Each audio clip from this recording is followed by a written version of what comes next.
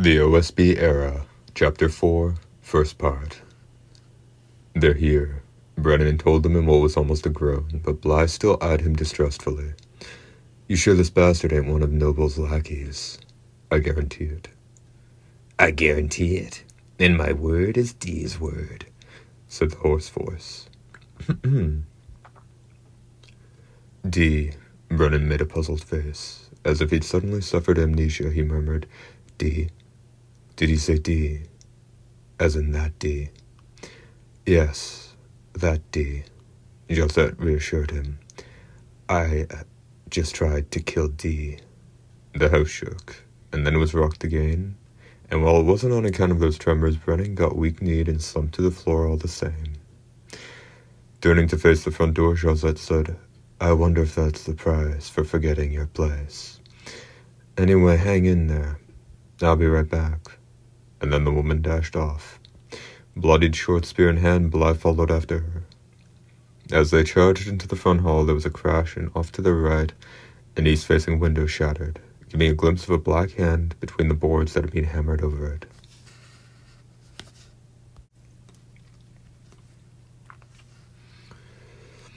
Get lost, a-hole, Bly shouted, hurling the short spear from 10 feet away. Its wrist bones shattered. The hand pulled out again. Josette was aiming at the front door. Just as he picked up the fallen short spear, Bly heard the sound of breaking glass from a western window and turned to look. A different hand appeared, and breaking its way through the boards. It was black too. Son of a... Charging over, Bly jabbed out with his weapon. He slipped past the side of the hand, taking aim at the intruder's face. It made contact. A low voice rang out, and the hand pulled back. How's it going over there? There's just no end to this shit. The door can't take much more of this. Look at it. All right, Bly said, gripping his short spear as if it were his last friend in the world. Brennan managed to get up his feet, and then lay down on the sofa groaning. Shit, I can't stop the bleeding. That damn thug. It's a freaking scratch. Lie in his stomach and get a load of the face. Though Brennan searched for the source of the hoarse voice, he found neither hide nor hair of it. Dee's face, look at it. Feeling that he couldn't fight that command, the warrior complied. The instant that gorgeous visage entered his field of view, the hardened combatant forgot the piercing pain. He learned then for the very first time that beauty could strip away all sensation and emotion. He didn't even notice that something cold had been applied to his back, nor that the pain there had vanished.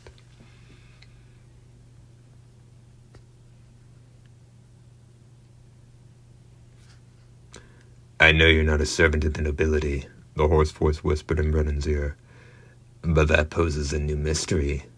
How come you're still okay? Shut up.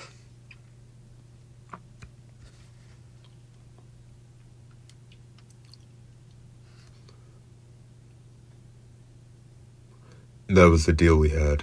I'd stay human, and they'd leave my wife alone too. In return, I was told to kill the man who'd come here today. So they knew he was a formidable foe. You'd better forget about assassinating Dee, or he might end up having to get rid of you and your wife both. The hoarse voice harbored a certain intent. It robbed Brennan of his voice. Now, would you care to tell me more about who they are? The warrior shook his head vehemently. Can't do that. If I talk, they'll kill me for sure. That was the deal. Was all the hoarse voice said, but apparently it had seen in an instant that the man wasn't lying. It continued. Well, we'll just have to see what you do then. I'm not going to tell you to keep away from Dee, but you better not try anything funny. I have eyes everywhere. And the second he finished saying that, there was a maddening explosion of pain from the wound on Brennan's back, and he passed out. That should be enough of a threat, said the hoarse voice. And now? There were indications of something turning toward the front hall, and then the sound of a brisk burst of fire whistled that way like a wind. The front door fell inward, or was about to, but at that moment Josette unleashed a fusillade. The thick oak door was reduced to splinters sailing through the air. 2 bursts of fire had sufficed. Letting the power out of a finger on the firing button, Yelzette shook her head to throw off some of the tension. A pair of black figures leapt in. Though she blew the upper body of the one on the right to pieces, the one on the left stayed low and kicked off the floor, bounding right for Yelzette's heart. She slammed the barrel of her gun into the attacker's face. Though it fell to the floor without saying a word, it immediately got up again. That was more than enough time for the woman to take aim. Marked by the line of fire ripping up the floor, it was cut in 2 at the waist. And the lower half bounded for Bly, where he fought by the window, and the upper half pounced at Yelzette's chest, wringing her neck with furious strength.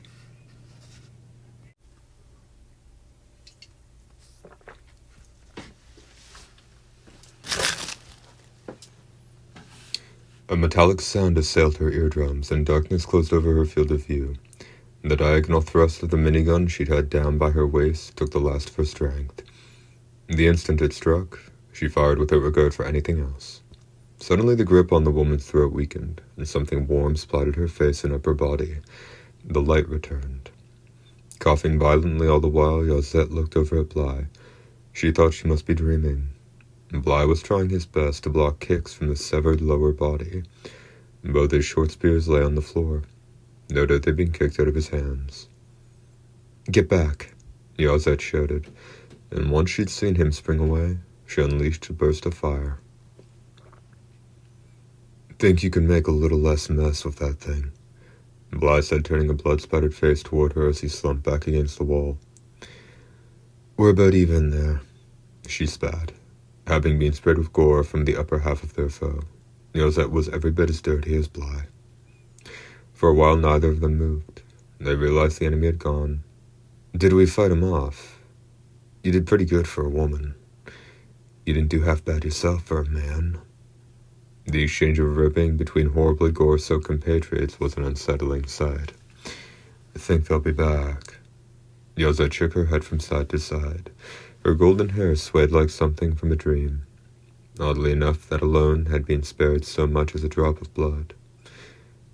"But let's make preparations in case they do." And the eyes of the pair fell on the hammer and the boards that had been torn free. Once their carpentry work was done, they decided that would have to be good enough, and Yelzette headed for the bath.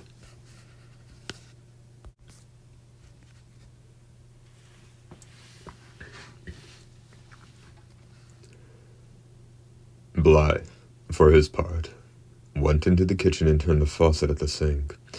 He had his doubts, but water came out. It wasn't even rusty. Washing his face, he stripped off his shirt and used a rag next to the sink to wipe down his upper body, at which point he finally felt like himself again. No longer feeling the need for a bath, he headed toward Dee's room. On seeing Brennan sleeping peacefully on the sofa, he was rather surprised. He'd figured the man had long since expired. "Why the hell's he still alive?" "I treated him," said the hoarse voice that drifted through the room. Look as he might, Bly couldn't tell where it came from. "Well, you shouldn't have. He's the enemy." "And I told you you're wrong about that.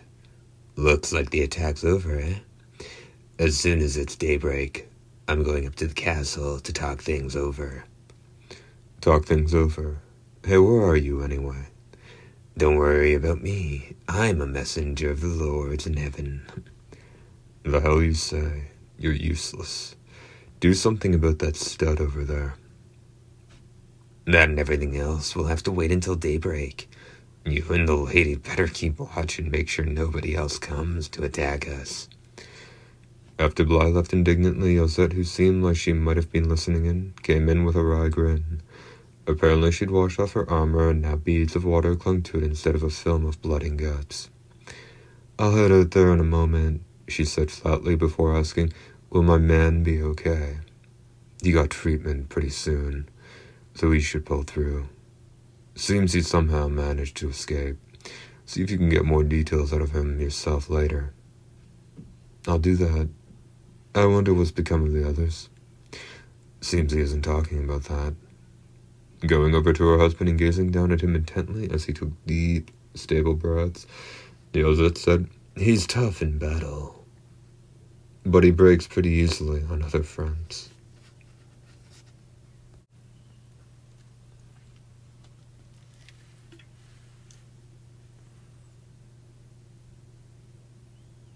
Her words sounded as if she were peering down into the depths of the water. Lately, those he killed in battle seemed to haunt his dreams, so he hasn't been sleeping well at all. He's probably better off now. He can just forget everything in sleep. Or perhaps... Perhaps what? The hoarse voice inquired. Yozet just gave a little shake of her head and said, "It'll be quite some time before we can leave the village, right? I need him to stay well that long. If you're the one who patched him up, then I'd appreciate you helping with his recovery, too." Bowing her head, she left the room. After a short time in this room where light and dark intermingled, a voice said, "We'd probably be better off if we could sleep until the end of time, and so would this warrior." Turning toward Dee, the presence continued, "And this man most of all." His tone was strangely tranquil.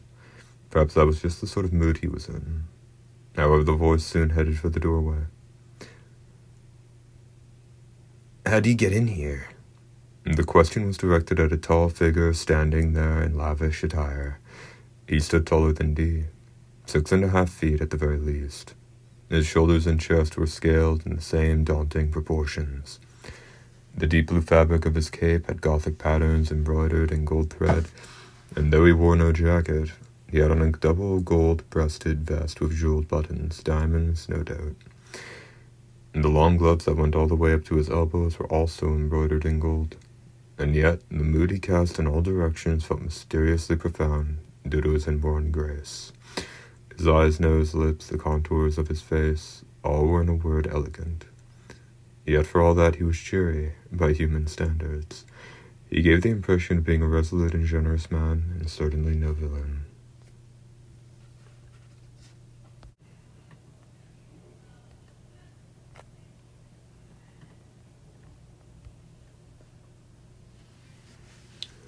Gripping a very long spear, his right hand rose, pointing the head of it, which was still sheathed in a vermilion cover, at the sleeping hunter. "I would have your name." "Feel free to introduce yourself first," the hoarse voice replied. "I am Lord Greylancer." The air rocked with indications of surprise. "I know you, but it can't be. I mean, it's an honor to meet you." "The honor is mine." This man who spoke of being honored to the hoarse voice that accompanied Dee was a noble who appeared to be in his mid-20s, and having said that, he gave a smile that was equally elegant. First part end. Second part. To the man known as Lord Greylancer, my shields wouldn't count for shit. To the man known as Lord Greylancer, my shields wouldn't count for shit. Are you here to take Dee's life? Odd as he then, Greylancer said, and now it was his turn to widen his eyes. There could be no doubting it was deep emotion that swayed his towering form. When I saw the sensor readings, I judged it could not be this man, yet his dignity, his beauty, verily, he is the one called Dee. Greylancer backed away. My guess would be this is sunlight syndrome. I believe I shall settle with him once he awakens. Kindly give him my regards. Wait, you're supposed to be... Disregarding the hoarse voice, the shadowy figure departed. And though the lights were on, he headed off into the darkness framed by the doorway. You fought the OSB 3 millennia ago, slew any nobles in opposition, and you were supposedly destroyed. The hoarse voice murmured. For the nobility there was no death. They could merely be destroyed. And only those who were certain to shine even at the very moment of their destruction were called Lord by the nobility.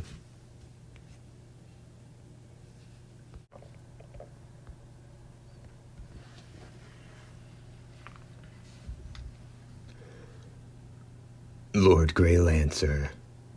Something rested on Dee's chest, his severed left arm.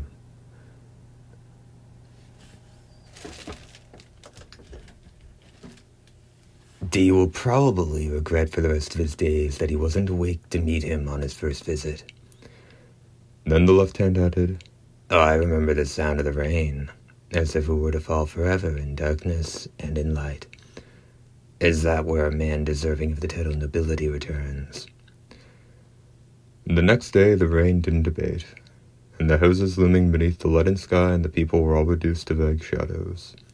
Shrouded in a white spray of rain as he rode through it on a cyborg horse, a figure climbed the sloping road to the fortress.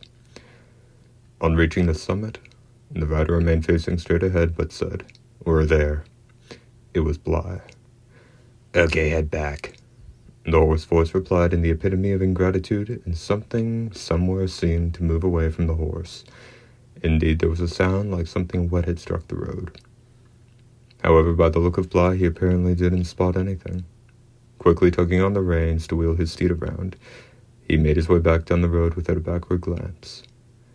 Good job, scaredy cat. The hoarse voice said from somewhere down on the rain-beaten ground, and there was a sound as if some small object were gliding like the wind across the brick-paved road, bound straight for the main gate to the fortress. What's this? The left hand blurted out. At the main entrance to the fortress, the same one Bly and Josette had used to get in, it had spotted 4 figures. What are they up to? It thought without drawing any nearer.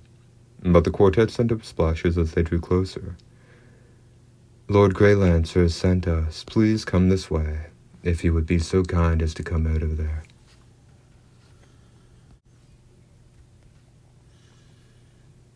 In addition to the aged steward in a tuxedo that hardly seemed to suit the rugged fortress, there were 3 younger stewards. They held elegant umbrellas. The aged steward was addressing the trunk of an enormous tree planted by the ramparts. You're not going to get rough with me, are you? A voice inquired suspiciously from behind the tree trunk, the hoarse voice. Don't be absurd.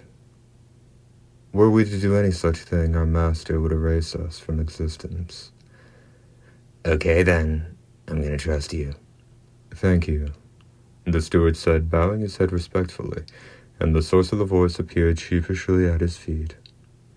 Had ever a single hand blended hardness and elegance so perfectly? It was a left hand that had been severed cleanly above the wrist.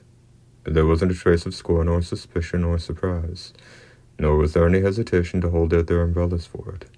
And the 4 stewards surrounded their guest on all sides almost protectively, and began to walk toward the front entrance with a gait that suggested they were ascending to the heavens themselves.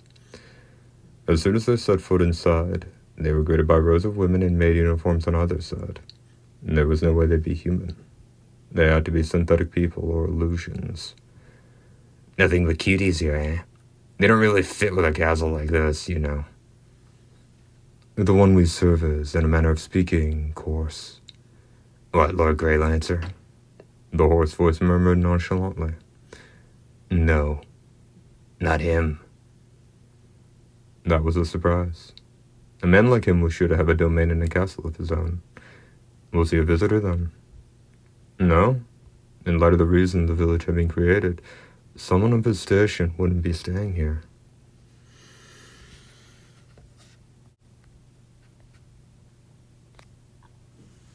As the left hand was bewildered, the aged steward asked it, which would he prefer, the elevator or the stairs? What are we talking, time-wise? The elevator takes precisely 10 seconds, and the stairs approximately 2 hours. Elevator it is. Very good, sir. The steward was speaking in all sincerity, their conversation rooted in the nobility's nostalgic tastes. Although the nobility had undoubtedly reached the highest pinnacle of scientific inquiry in the planet's history, and used that to fight on equal footing with the OSB, they were slaves to an almost unfathomable love of antiquity. While they developed spaceships that could travel at light speed, the craft that crossed the Earth's skies were enormous dirigibles, sporting countless propellers, or single-seater flying machines with gasoline-driven engines, operated by pedals. The other continents were linked by gravity-powered roads that could propel cars 60,000 miles per second. The nobility's favorite mode of transport were opulent carriages like those in days of old, driven and drawn by living horses. Nobles headed toward the moon were first greeted with the question, "Shall it be the Lightspeed Express, or traditional rocket. So, the left-hand had chosen the elevator. They arrived in 10 seconds on the dot. They were 5,000 stories below the surface, 30 miles underground. With stewards young and old to sit on either side of it, the left-hand went down the transparent corridor, while scenes that were a compromise between super-scientific civilization and nostalgic taste appeared and disappeared one after another. An assemblage of enormous stone gears seemed to go on forever, each gear 3/4 of a mile in diameter, and every tooth on them as large as a hose. So it seemed it wouldn't have been strange for them to have a window from which residents might peer. Anti-gravity aircraft that were the pinnacle of aerodynamics were clustered there to repair a cracked gear. A portion of the energy they emitted became a crimson lotus blossom of flame, with more welling up from down below, threatening to broil the strange group of pedestrians.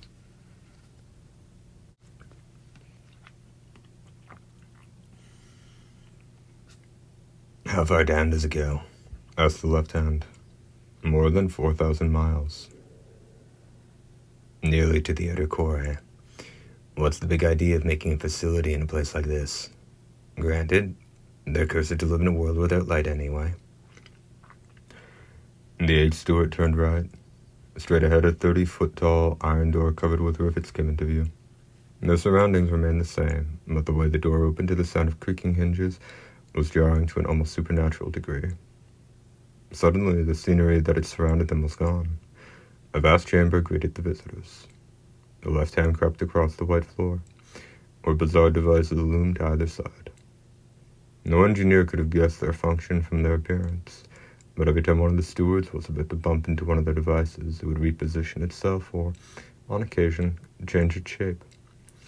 Up high off to the left were rows of what looked to be wooden coffins, stretching as far as the eye could see and seemingly numbering in the tens of thousands. From the gaps between coffins and lids that were ajar, pale hands wormed, and pale faces peeked. All had eyes that were burning red. There was no saying which direction they traveled or how much ground they'd covered. About 10 yards up ahead, a pair of figures stood.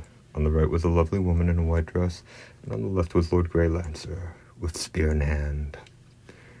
The aged steward halted about 10 feet shy of the pair and bowed his head, and, once both of them gave him a nod, they were respectively greeted the left hand down on the floor.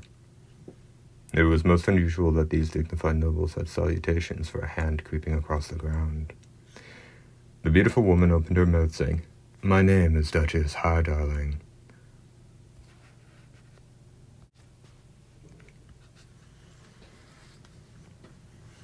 As of the Noble Medical Association at its highest-ranking member, his lordship was about to tell me about you. You're a part of the man they call D, are you not? "Yes, your grace," the left-hand replied in a dignified manner. Though nothing existed of this being from the wrist up, it possessed a certain grace. "In that case, we shall welcome you as we would D. It is on that account you've been permitted to pass this far." "What are you folks doing here?" the left-hand inquired. "This," the Duchess replied, eyes gleaming. A stark-naked woman floated up from the floor. She was followed by a creature that was clearly not of this world. It looked to be composed of tens of thousands of bluish-black strands or worms. Although it possessed a head, neck, torso, and 4 limbs, each of those parts looked weak and unendable because of their composition, as if even the normal force of Earth's gravity would be enough to flatten it so badly it might be reduced to 2 dimensions. And deep within that amalgamation of strands, packed so tightly there was no space between them, red eyes were visible. Those eyes might have held all the justification the nobility needed for waging war against their kind. "Is that an OSB?" the left hand asked, standing bolt upright on the floor. A tiny human face, complete with eyes and a nose, had risen on its surface.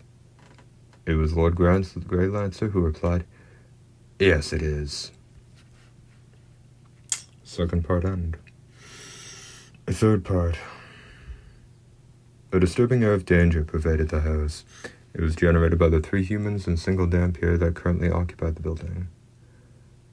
"Why are you looking at me like that?" Brendan asked, repeating a query he'd made a dozen times before. "I'm human. Do you even vouch for me?"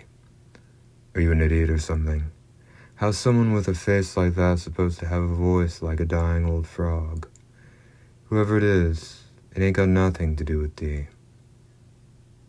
This reply came from Bly naturally.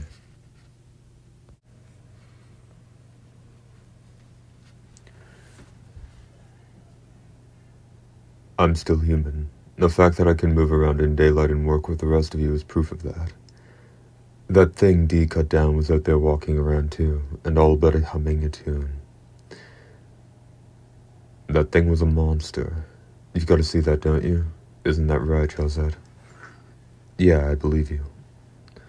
Oh, wow. Now that's the kind of love between a man and his wife that brings a tear to my eye. Bly said in a tone that would convince anyone he was obstinate. But that don't count for a damn thing. Does the love between a couple let a woman know if her hubby's a servant of the nobility?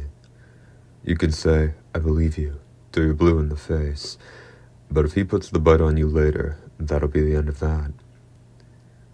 You son of a... Brennan growled, reaching for the longsword on his back. But Bly leapt out of range of the blade and stood with a short spear at the ready. Stop it!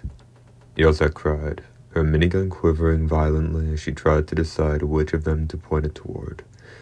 For the warrior woman was equally befuddled. Brennan was put at a disadvantage by his inability to tell her the truth of what had happened while he was missing, or how he'd managed to escape. He'd explained the situation. Though Josette seemed to accept it, Bly took him for a liar from the very start and would hear none of it. Josette probably didn't trust him entirely either, so her attitude had inevitably hardened. However, where attacks from outside were concerned, Brennan remained completely calm, saying, They promised that as long as I was here, they wouldn't raise a hand against you. Yeah, Bly would say. But what about last night? They hadn't broken off their offensive. Brennan had to have been part of an undercover operation to slay Dee. Not much was true, and Brennan didn't protest very strongly. He just grew agitated and went outside. Interpersonal relations were growing increasingly strained.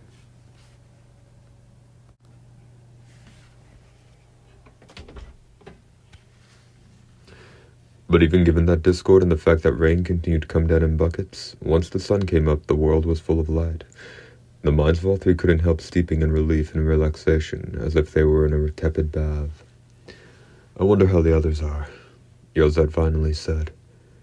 They'll be back safe and sound soon, just like me. Stop harping on me about it. That's not what Oh, domestic spat. This ought to be good, Bly thought, feeling the tension slack around his lips. Suddenly, an explosion rocked his eardrums. That's not gunpowder.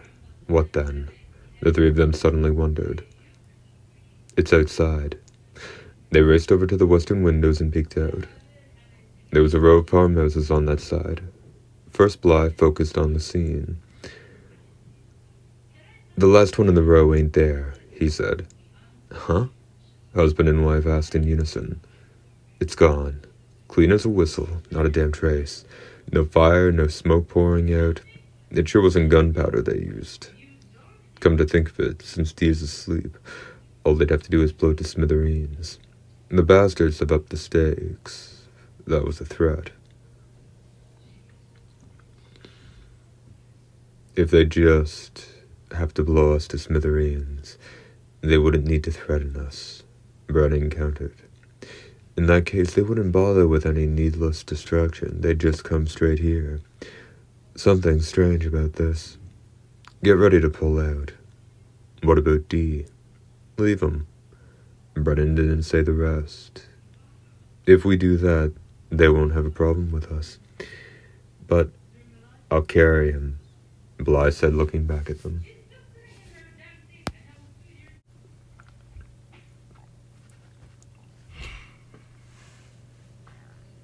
He'll just slow us down. Shut your trap, hired gun. I got saved myself once already. I'll be damned if I won't even the score. Do what you like then, weirdo. Someone's coming, Josette shouted, looking out the window. A stark figure was coming from the direction of the vanished house with a wobbly, uncertain gait. Apparently his clothes were white, and that was all they could tell. On reaching the house next to theirs, he didn't seem to do anything, yet there was the same explosive sound as before, and that farmhouse too vanished. It exploded from the inside out, or so it appeared, but it was utterly reduced to a dust-like substance. What the hell was that? The whole house just vanished. Bly's cry prompted Brennan to say in a badly frayed tone, "What is he, some kind of walking bulldozer? I hear a dozer went out of control and beat the hell out of an entire village in the eastern frontier." "It'd be more accurate to say it crushed the hell out of the place," Yelzad interrupted. "But he just made it disappear, without lifting a finger. It's completely different. Even if we leave, I'm not sure we could get away from him." "I'll be damned if I'll go out quietly," Bly snarled, baring his teeth. He didn't lack fighting spirit. "Hey, lady, give that thing a blast with your pea shooter. Maybe you can punch his ticket." "Roger that." "You're out of your mind. And you, what are you trying to get my wife to do?" "We're falling back. Yozak, get ready to move out." "Okay." "Hey, just a minute. You gotta do everything their husband says. I thought I'd run across a woman of quality for a change, so don't go disappointing me. You sure the two of us ain't out to get D?"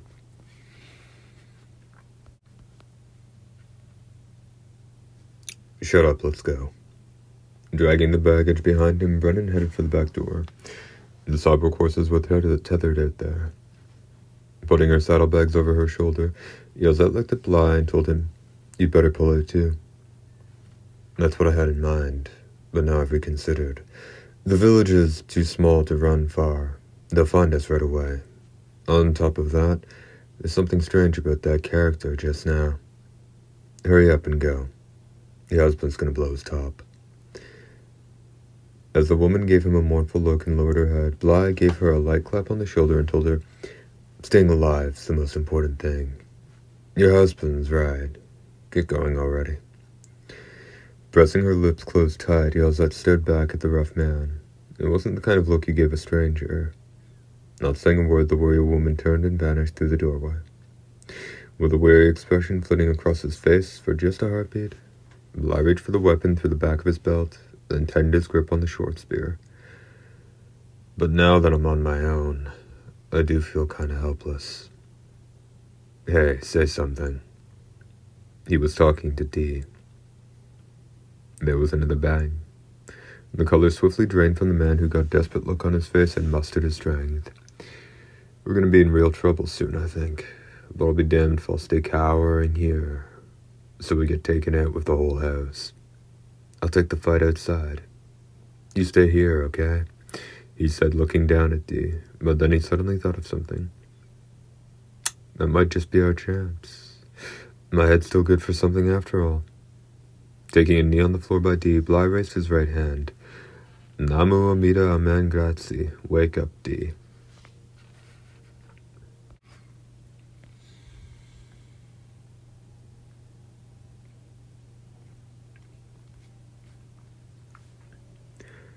There was a thud against D's chest.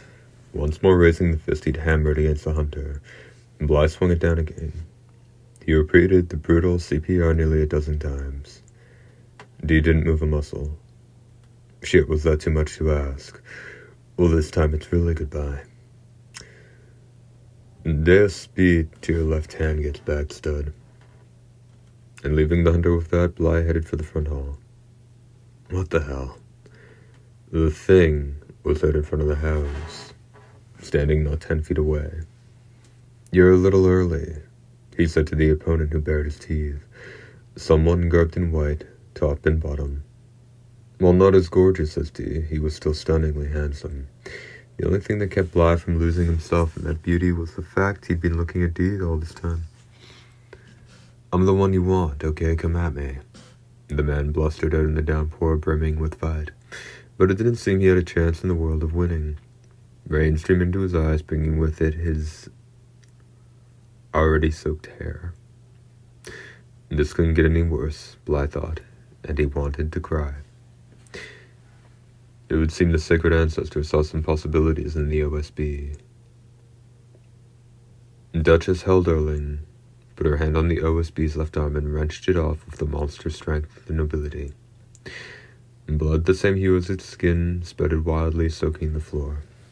The Duchess raised the limb high, catching what dripped from it in her mouth, ostensibly blood, before shuddering in a way most unbecoming of a noble and spitting it out again. I never tasted it before, but the rumors are true. Sulfuric acid or molten lava would be preferable to this. However, it carries within it all of the civilization that allowed them to cross the untold vastness of space and attack this world. Both the sacred ancestor and I thought so. We believed that mixing their blood with that of the nobility could give birth to new possibilities. The sacred ancestor built this experimental facility from scratch while the great battle yet raged.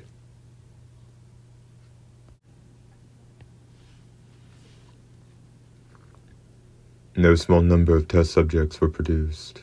Most were gravely wounded patients. Perhaps it was on account of that, but all of the results were lacking. And so, about a millennium after the conclusion of the OSB hostilities, this facility was abandoned. So why is it back up then? The left-hand asked, getting right to the heart of the matter. Yesterday, one of the humans we later abducted, a woman, was bleeding. Her blood permeated the ground, where the core sensors took note of it. How great is the power of the sacred ancestor. A few drops of blood were enough to revive this facility, and myself, and our sturdy friend.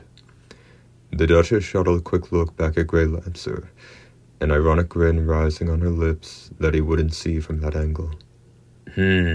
I see, the left-hand replied. It continued, To be frank, you're making trouble for folks up there. What do you plan on doing? Since the facility is back, there's naught to do save work until I accomplish the task for which it was created. It was toward that end that I captured them. Though the Duchess didn't move, 4 humans appeared to her right, stuck in semi-translucent material that seemed to serve as containers. Jan, Emily, Beth, and Arbuckle. They still alive? We wouldn't kill them without cause, Lord Greylancer replied. Indeed, at that moment, they are being examined. As advanced as our medical knowledge is, even now there are things about human beings we don't understand.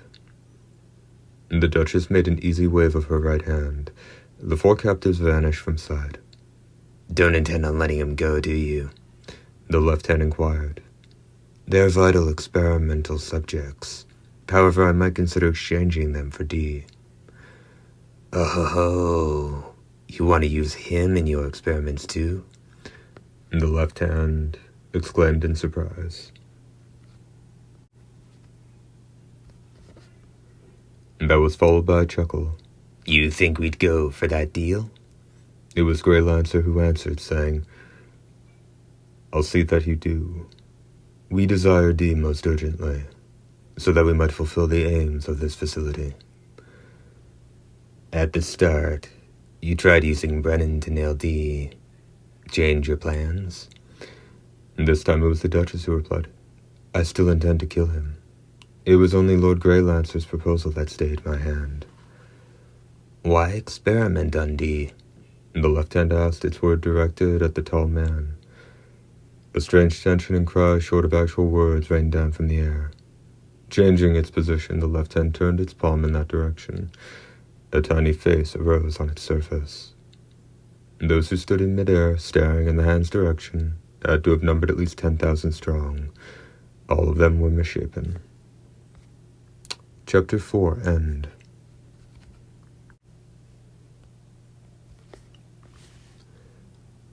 The Sacred Ancestors' Plan, Chapter 5, First Part. This was the Sacred Ancestors' plan? The left-hand inquired, not sounding the least bit surprised. As I thought. You knew of it, didn't you? And Greylancer said, a thin smile on his lips. Though I recall hearing of fragmented legends of Dee and his partner, I never imagined I would find myself in their presence here and now. And I should truly thank my stars. The left-hand's manner suddenly grew easy. It had sensed the truth in the giant's words. What billowed from him was a limitless, deep sense of nobility. However, the Duchess spoke of how this facility had awakened from a long sleep, one that Grey Lancer had undoubtedly shared. How did a man who'd lived 3 millennia ago know about D and his left hand? Well, don't expect him to be impressed when he wakes up. The left-hand said, I understand that, and that is the way the D I know must remain. It is precisely because he is such a man that I wish him to be brought here. With all the systems you've got here, why take such a sneaky approach? It'd be a piece of cake for you to grab him, hose and all. This gentleman desires that D come of his own volition. He says he doesn't wish to force him. I don't really understand it. The Duchess said with a touch of sarcasm.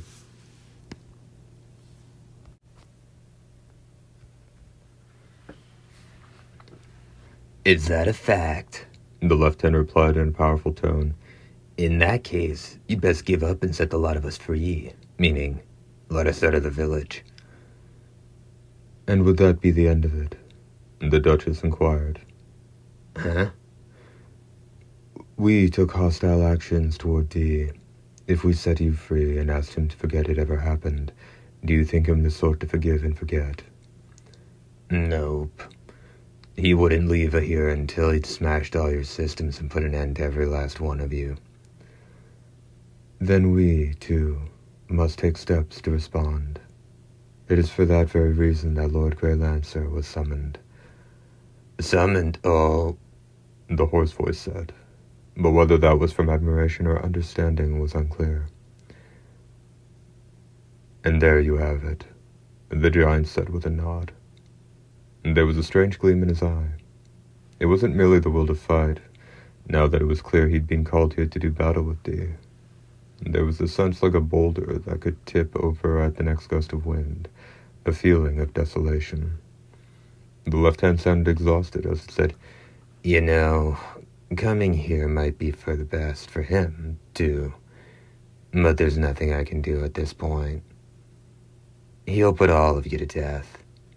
That's all I know. If so, then we really have no choice but to dispose of him. The Duchess said, an air of menace beginning to pervade her surroundings. Looking down at the left hand, she said, You should see this. Watch D do battle with the berserker we sent after him. You're not going to use the warrior you've got right here? I believe this one to be more vicious, cunning, and a superior fighter. Suddenly the Duchess's upper body doubled backward. What? To the accompaniment of the left hand's cries, and the blood-hued tip of a spear appeared from the noblewoman's chest.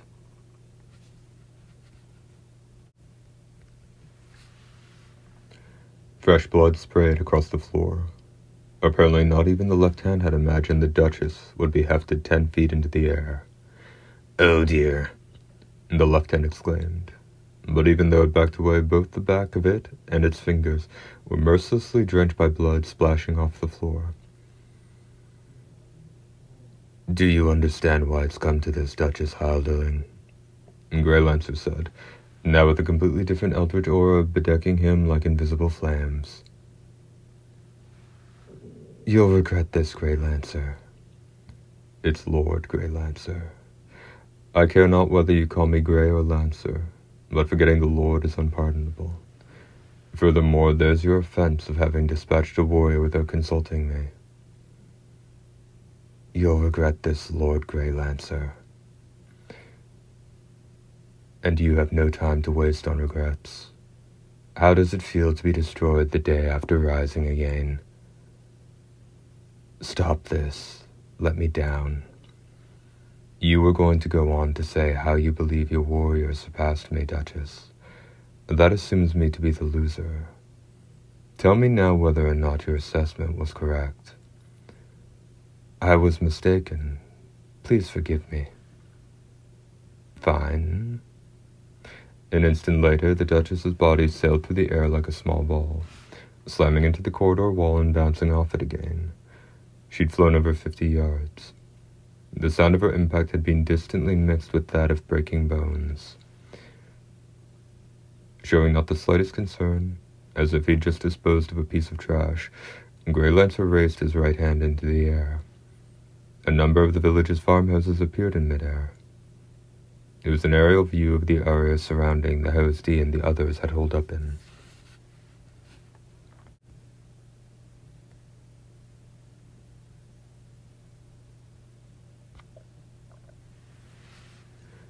Grey Lancer squinted.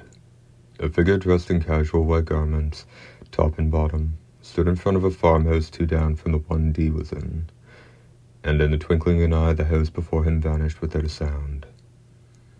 "Oh, is that the berserker who surpasses me, Duchess?"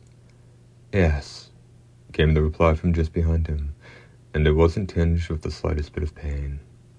"He is called U-Taker of the Twilight." Grey Lancer turned his head a bit and looked at the Duchess. There wasn't so much as a drop of blood on her raiment. Apparently that came as no surprise, and he gave her an amused look as he asked, "What is he?"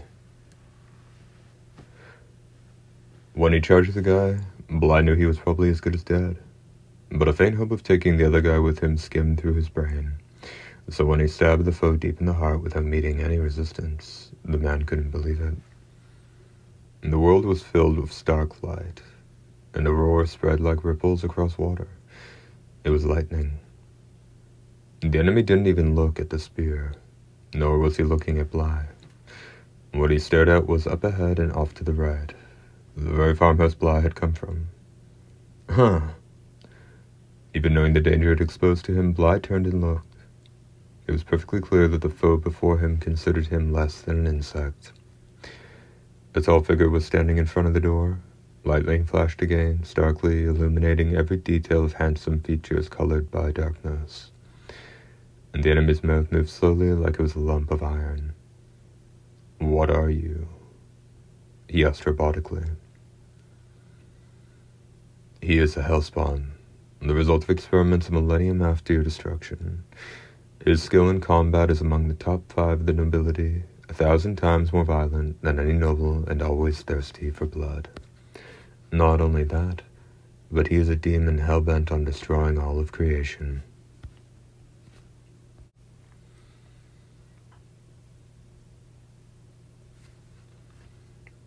On noticing his true nature, I immediately decided to terminate him, but the sacred ancestor stopped me, the Duchess explained. "Why?" asked Grey Lancer. "Even now, the reasons are shrouded in a fog.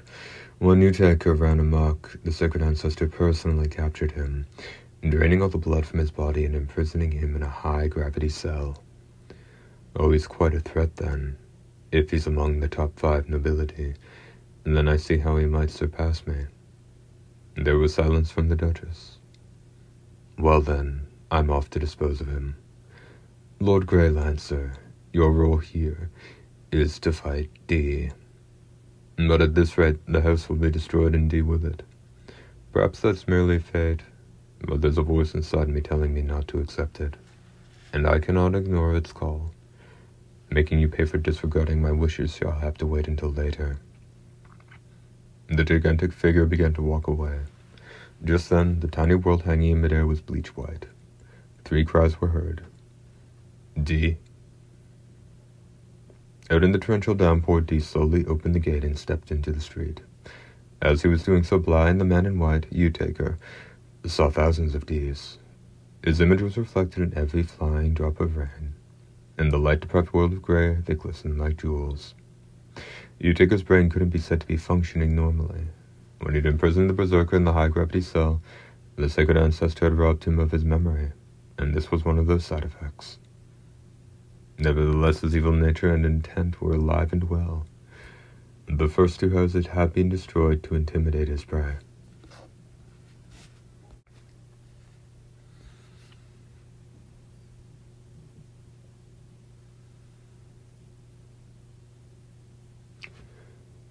The blood from the shore spear had gone uncountered for the same reason, but now he quivered madly from head to toe, as if the storm clouds of an unspeakable tempest of emotions were welling up in him. Fear and exultation. His brain focused on a single question. Just who or what was this gorgeous man before him? I am Utaker.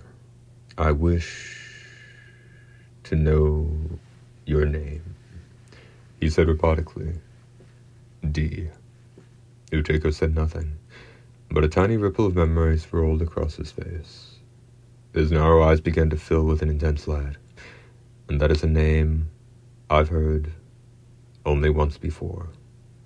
He trembled again from head to toe, and he was painfully aware of the emotions he felt, hate and rage. A hard metallic ching rose through the sound of the rain. Utaker raised his right hand. Was this the power the sacred ancestor had locked away? Suddenly Utaker pressed his right hand to the base of his neck. The fresh blood that seeped out from between his fingers looked shockingly vivid in that ash-gray world. When did you cut me? Utaker asked, backing away. Before you raised your right hand. But it didn't do any damage, D. His right hand rose again. That fearsome force erased all the houses and trees along an invisible line and opened a massive hole in the side of the distant hill. However, before Bly could even notice that, his eyes were drawn to Utaker's right hand, severed at the wrist and flying through the air with a ribbon of red behind it. His whole body covered in crimson, Utaker thudded to the ground and moved no more. The rain bounced off his body.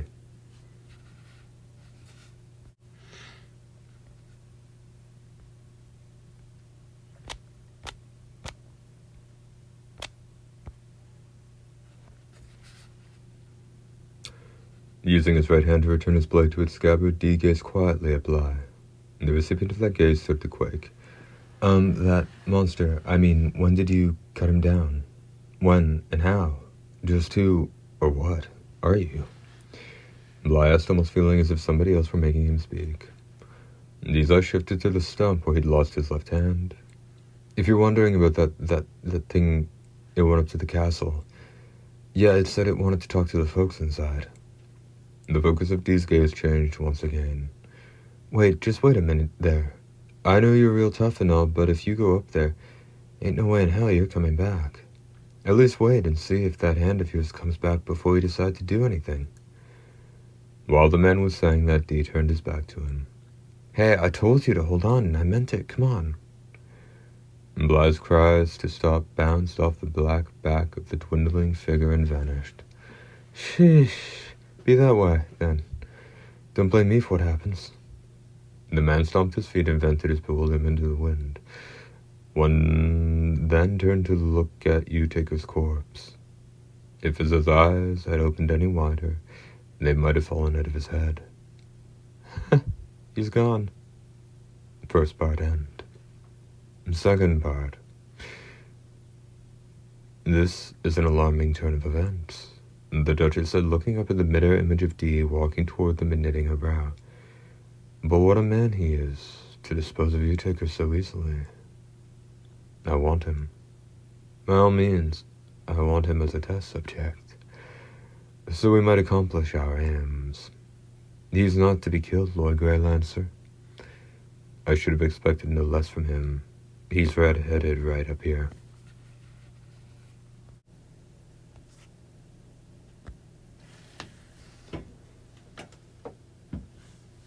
Even we know fear. Ageless and undying yet frail creatures easily reduced to dust by a single wooden stake. But he knows no fear. Look at the way he walks, aloof and so powerful. I would expect as much from him. But he shan't gain entrance to the castle, not ever. If he ever sets foot in here, it shall be as a test subject. Good luck with that, the left hand said with amusement. I don't think we'll be able to talk him into being a test subject. But would you be willing to change his mind for us? Greylancer said, looking at the severed limb. It wouldn't do any good. Once he gets it in his mind to fight, the Lord of all creation couldn't stop him. I suppose not. Then it's time for me to act. The nobleman began to walk away, his back like a wall, or more like a flat megalith. The man who'd up until now said how much he'd like to meet D headed off easily to kill him. You mustn't, Lord Grey Lancer, the Duchess shouted, but even then he never halted. The left hand said, not even the Lord of all creation could keep Dee from a fight. If that were the case, then surely not even the Master of Hell could shake Grey Lancer's intent to do battle. Dee's destruction is the last resort. As a test subject, he's irreplaceable. If you go, he's certain to. The Duchess extended her right hand to her side. A silver button floated there. Before she could press it, Grey Lancer's long spear limbed an arc. Look. Every single thing, machine, OSB, noble human monstrosity. Did they not blur like paint rinsing away in winter? Losing form, being robbed of color, and fading away. Even the Duchess herself, of all things. Stay out of my way, all you figments, the departing giant said, his voice like a rumbling rising from deep in the earth.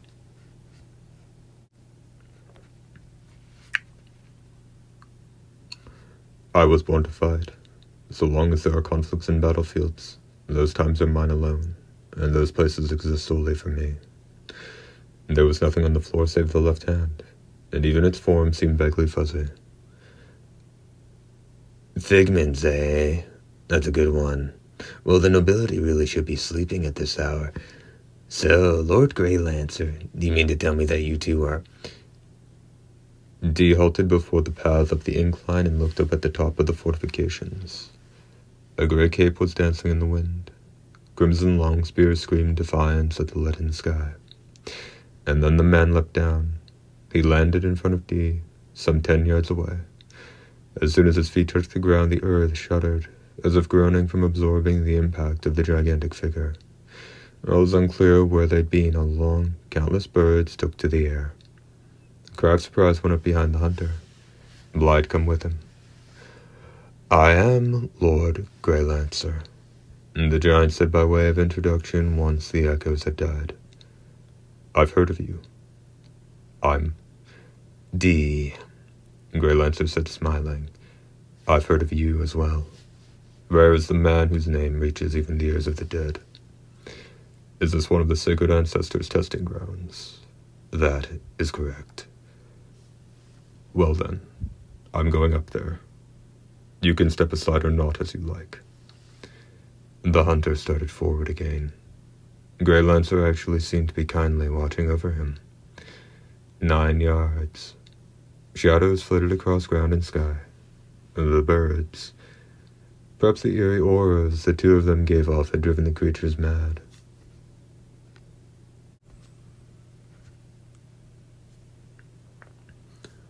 However, there seemed to be no animosity between the two as the distance closed, but rather peace.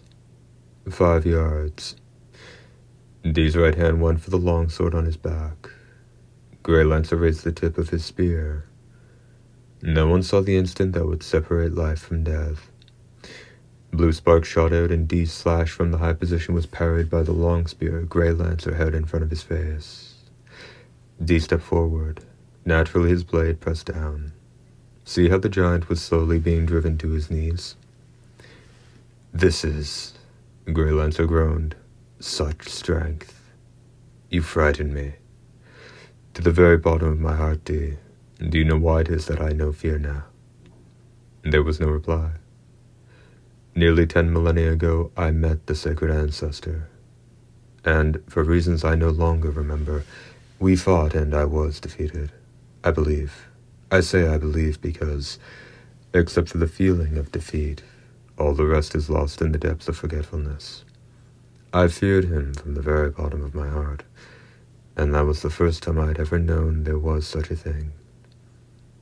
So this is fear, I thought to myself.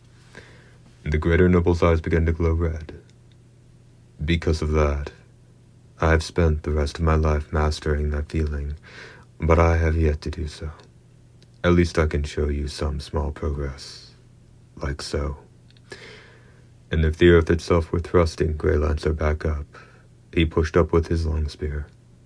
A sound reverberated where the blade met the spear, like the roar of a great cannon. Dee was sent sailing like a black gale. He collided with a barn that had been about 100 feet behind him and off to one side. The wall didn't shatter, the pillars didn't break, the entire structure was blown away. As he rose around under a pile of rubble, pieces of the building rained down around him, only to be reduced to dust one after another by the force of impacting on the ground.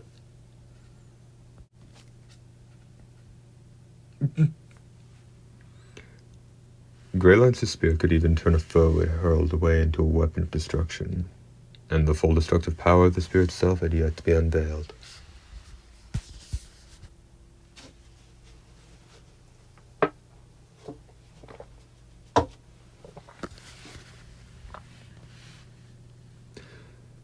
On receiving the next blow, D, he thought, your face will go pale.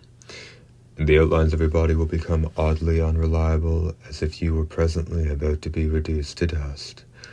Your face will swiftly redden due to the fresh blood gushing from each and every one of its pores. But he didn't intend for the next blow. On the contrary, he walked forward without any sign of concern. A grey lancer donned a look of horror. My spear smashed through all the OSB's defenses, yet you take a sweeping blow from it and are still fit to challenge me as if nothing has happened. The only one here who truly has no fear is you, D. As if indeed neither of them knew fear, Grey Lancer's long spear spun, slicing through the wind and coming to a dead stop, aimed exactly at D's heart. The power that blasted from it was a wave for mopping up the opposition, and how was D supposed to counter that without his left hand and its powers of resuscitation? However, something else was about to open hostilities. From far beneath the castle, what could be called a subterranean world, an alluring female voice had called out, "Activate the OSB humanoid prototype." It was a gigantic thing, every bit as large as Grey Lancer, and dozens of hands supported it. Those disembodied hands hung in midair. Both D and Grey Lancer looked up at the thing that floated some 15 feet above the earth. One of the OSB's prototypes, that meddling Duchess. As the giant said that, the long spear left his hands.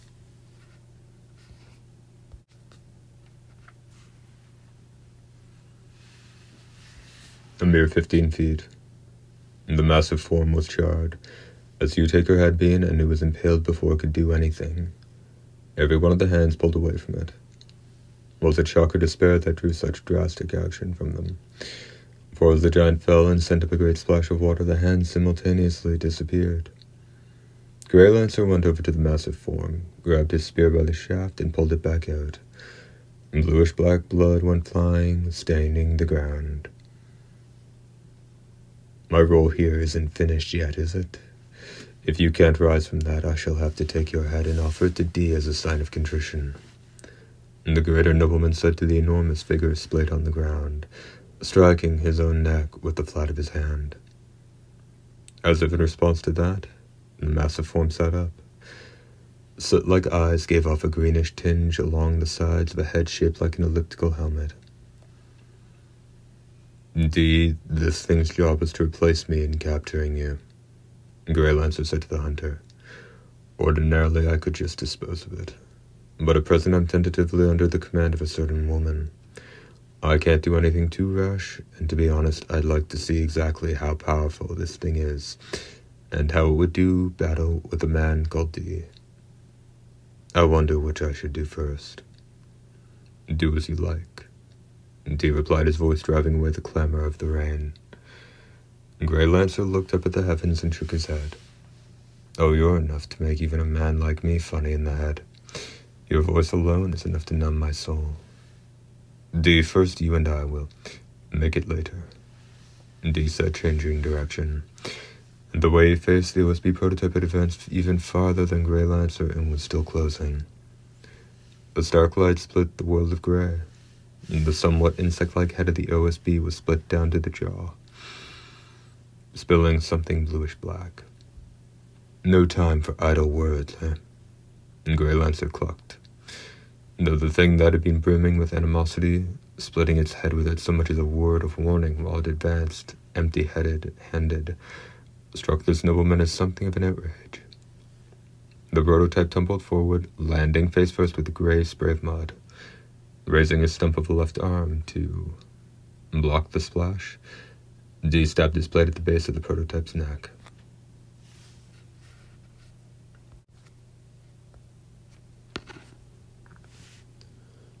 No. The tip halted with about half an inch to go. A hand growing out of the prototype's neck clung to the blade, stopping it.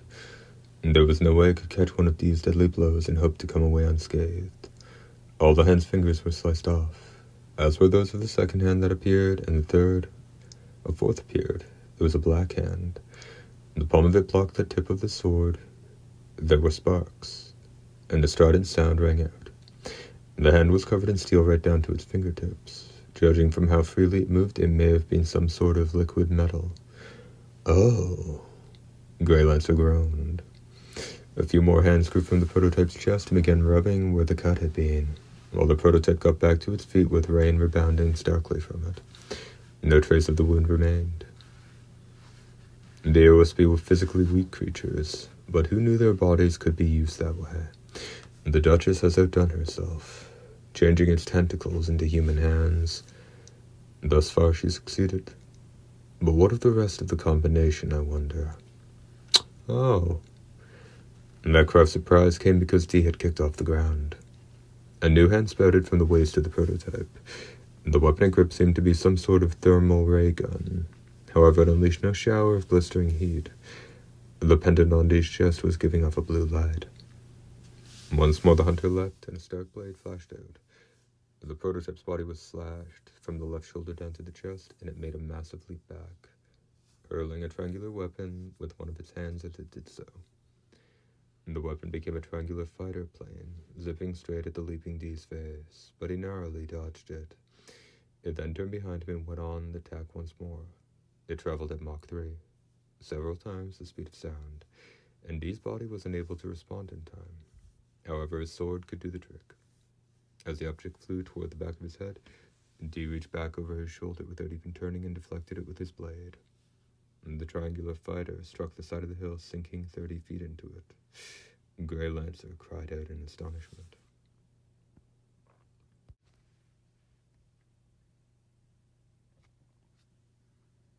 Dee looked over at the prototype, which stood still as a statue. The hunter sailed into the air again. But when he tried to cut his foe down from overhead, his opponent was swallowed up by the earth, as if it had been a mirage.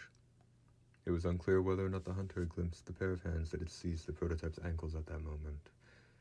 Not bothering to stab his blade into the ground, Dee was instead staring at Grey Lancer already. Second part and third part.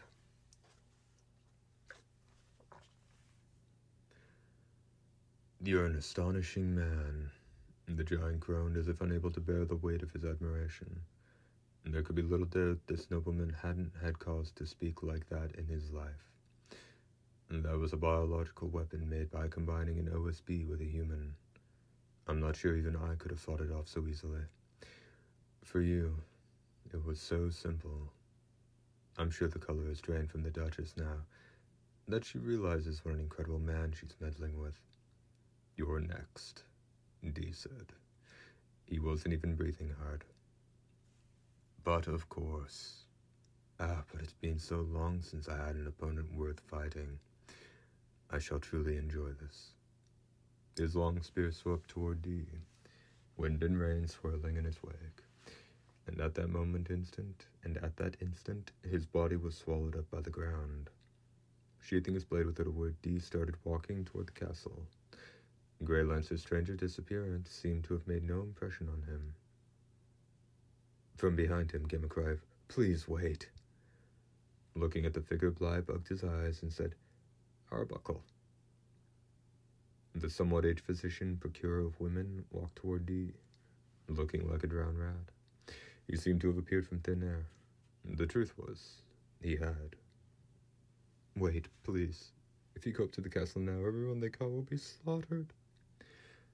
After a short time, Dee asked, "Which would you prefer?"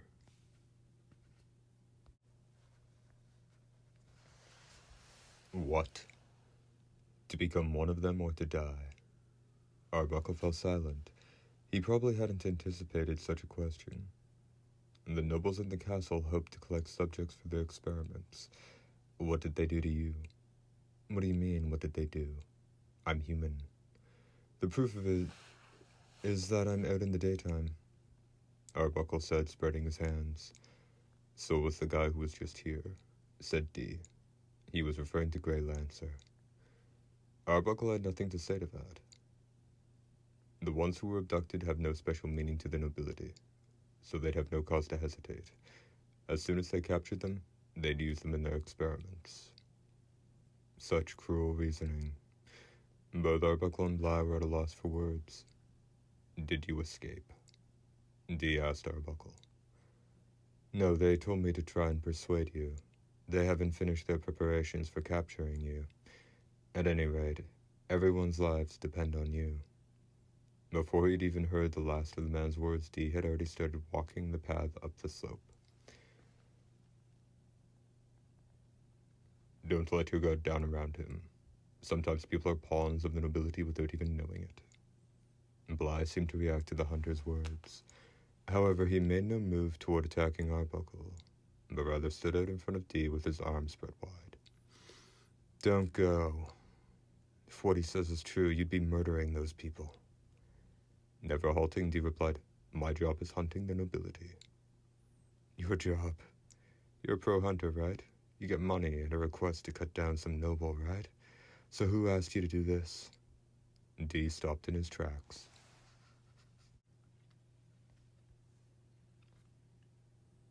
Got him, Bly thought to himself. That's what I thought. In that case, it ain't your job. Just don't do it, okay? Let's just wait a little longer and see how this plays out. Then you'll be stuck here for the rest of your lives. Bly was stunned for a moment, but searched desperately for words nonetheless. That's why we need you to come up with a plan with us, okay? Dee's lips began to move. No doubt he was going to say it was no use. But before he could speak, a new interloper appeared. A horse and rider that had crossed the bridge behind the hunter slipped past him to take a place alongside Bly. You again, lady. The man sneered. That's Yosette to you. The warrior woman corrected him from her seat high in the saddle. I caught your conversation with a listening device. Please, Dee, don't do this. They might still be alive. They might still be human. Don't let your actions ruin that. She's right, Bly added. The least you can do is wait till your left hand gets back. Come on, what do you say we do that? Both of them were desperate. Their words were soon lost to the sound of the rain, but the two of them were resolved not to move from where they stood, rain bouncing off their stiff bodies. Dee said, The only one who can stop me is my employer. And then he started walking again. Okay. Arbuckle shouted from behind him. Dee, I'll be your employer. I'm hiring you to save us all from the nobles in the castle. A meaningless request. Those words made the hair of the other three stand on end. Dee didn't halt. Growing frustrated, Arbuckle continued. Then I'll change my request. You're to confirm everyone's safety. And if it's too late, then so be it. Please destroy the enemy and get us out of here.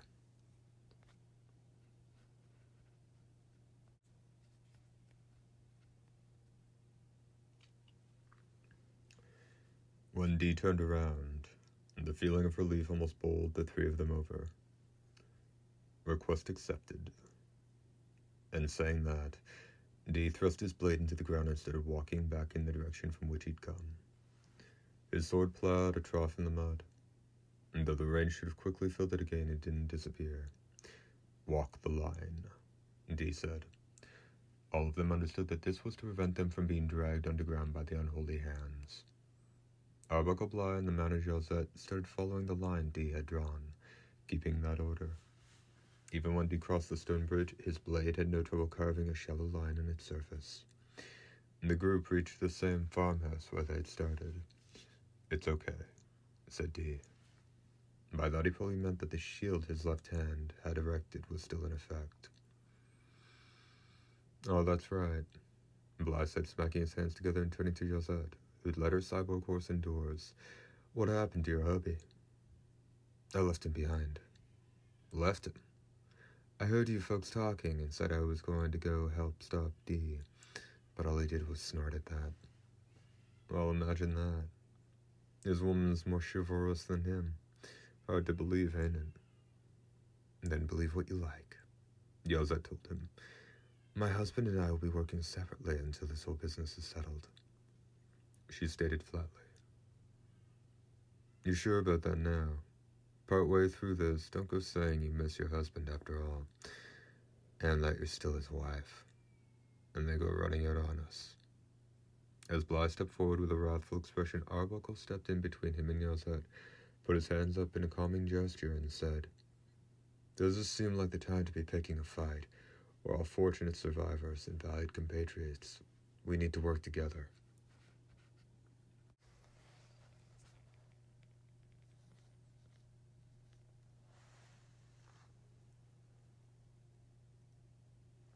We're all fortunate survivors and valued compatriots. We need to work together. Understood, Yosette said softly. In the same tone she continued, But the next time you speak to me like that, I'll lop off one of your ears. With the words going straight in, you'll probably hear a hell of a lot better. You do, and I'll... Bly began to reply, but Arbuckle reached around from behind him and covered his mouth. Would you act your age? If not, I'm likely to surgically remove your remaining ear when she's through. The flesh peddler doctor barked, and he was serious. Bly nodded reluctantly. Letting go of him, Arbuckle said, Now, for the sake of those held underground, let me tell you what I've seen. Before you do, you'll have to let us check you out. Everyone stared at Dee. Don't tell me you still suspect me of being in league with the nobility. There was no mercy to be found in Dee's words. It may be that you've been implanted with memories to make you think you're still human. Well then, how will you tell whether I'm human or a servant of the nobility? Come here, Dee said, beckoning to him.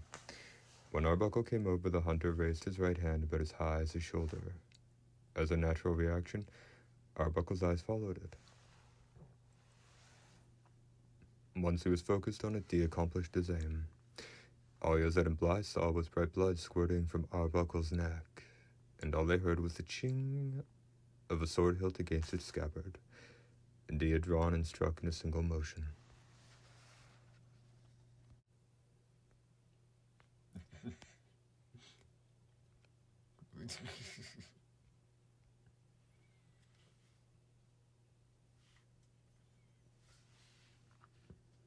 Understood, Yosette said softly.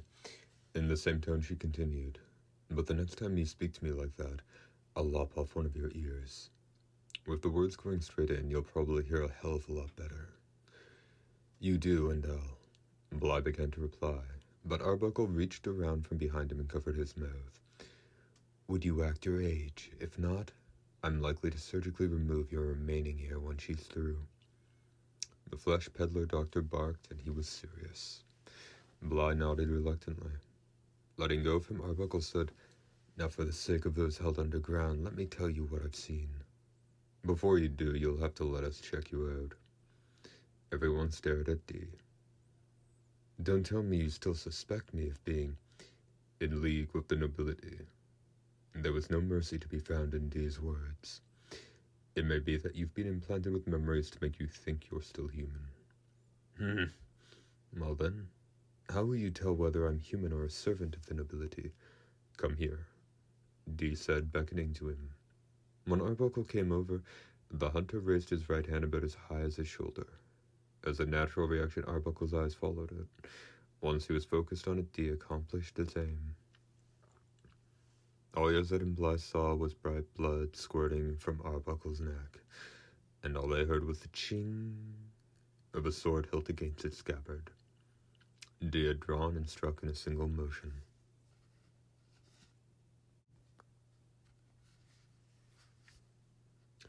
As the stunned Arbuckle stood there, Dee extended his right hand to the man's neck and pinched the severed artery. The bleeding ceased. The recuperative powers of human cells were incredibly strong, so that severed limbs, if aligned perfectly and immediately reattached, might heal right down to their very nerve cells and operate no differently than they had before. However, that was only possible with the most skilled use of the very latest medical technology. The way Dee's fingers had closed the carotid artery and stopped the bleeding with a single pinch was a startling phenomenon far beyond human or noble ability. What's more, when his hand came away, there wasn't so much as a drop of blood on it. "Dee, what did you just?" Yelzet asked. When a slash is made at a noble's carotid artery, it winds up being off by 1,000th of a millimeter, no exceptions. In his case, he was cut exactly where I aimed. "Pretty brutal test you've got there," Bly said in a hollow, almost mechanical tone.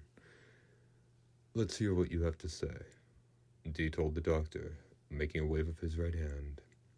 All Arbuckle's arterial spray had fallen to the floor, the echoes of steel being sheathed left all of them trembling. Chapter 5 End.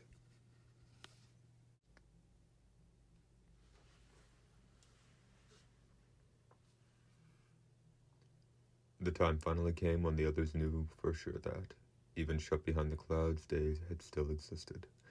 The hues of the village were being tinged with blue, and the light was failing. Dee was gazing out at one of the hall's windows at the rain, which had let up just a bit.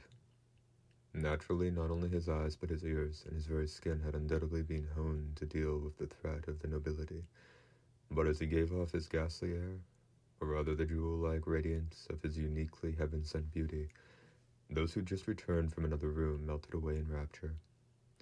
Arbuckle and even Bly were entranced by the hunter, while Josette reflexively turned her face away, making no attempt to even look at him. Finally, she looked out the window and said to him in a somewhat absent-minded tone, "It's not going to stop raining, is it?" "What about your husband?" Dee asked. "Huh?" She blurted out at the completely unexpected query, but she immediately realized he wasn't inquiring as to the health of her husband or her own state of mind. "You're wondering whether or not he's been attacked by the nobility, aren't you?" "I've been to see him since we got here, but he says he doesn't want to throw in with the rest of us. That's just the sort of person he is." "Surely he realizes it was the nobility that constructed this village. Why isn't he concerned for his own well-being?" "I don't know. But he's a born misanthrope." "He was with you?" "Somehow or other we got along. I used to work in a saloon. He came in one day. When I heard he was a warrior, I asked him to take me away with him. After a job in that saloon, I thought I could stand anything." "Why'd you let him go on his own way?"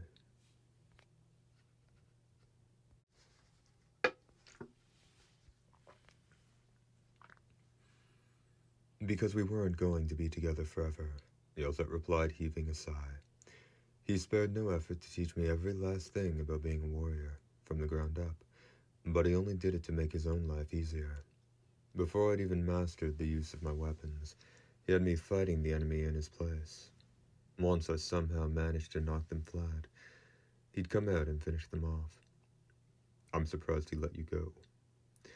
"I pumped a round into his right leg before I left," Yelzet said, stroking the barrel of the minigun. "The nobility will go after him." "That's fine by me now. Forget him. Besides, it's not like you care what happens to him. Why the sudden interest?" "Long ago I met a warrior about the same age as your husband," the hunter replied. "He said he wanted to run into a noble before he got too old." "So he could say he'd taken out at least one?"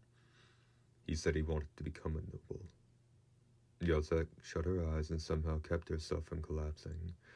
Rubbing hard at her temple, she said, "It can't be." But it sounded like she was trying to convince herself. "I've heard the same thing from 4 people, male and female alike. All of them were warriors." "Why?" "Those who fight for a living desire immortality more than anyone." "But still, becoming a noble." Suddenly realizing something, she gazed at Dee. Before rapture could overcome her, Josette said, "You don't mean to tell me my husband wants that too?" "You don't recall ever hearing him mention it?" "Not a word. However..."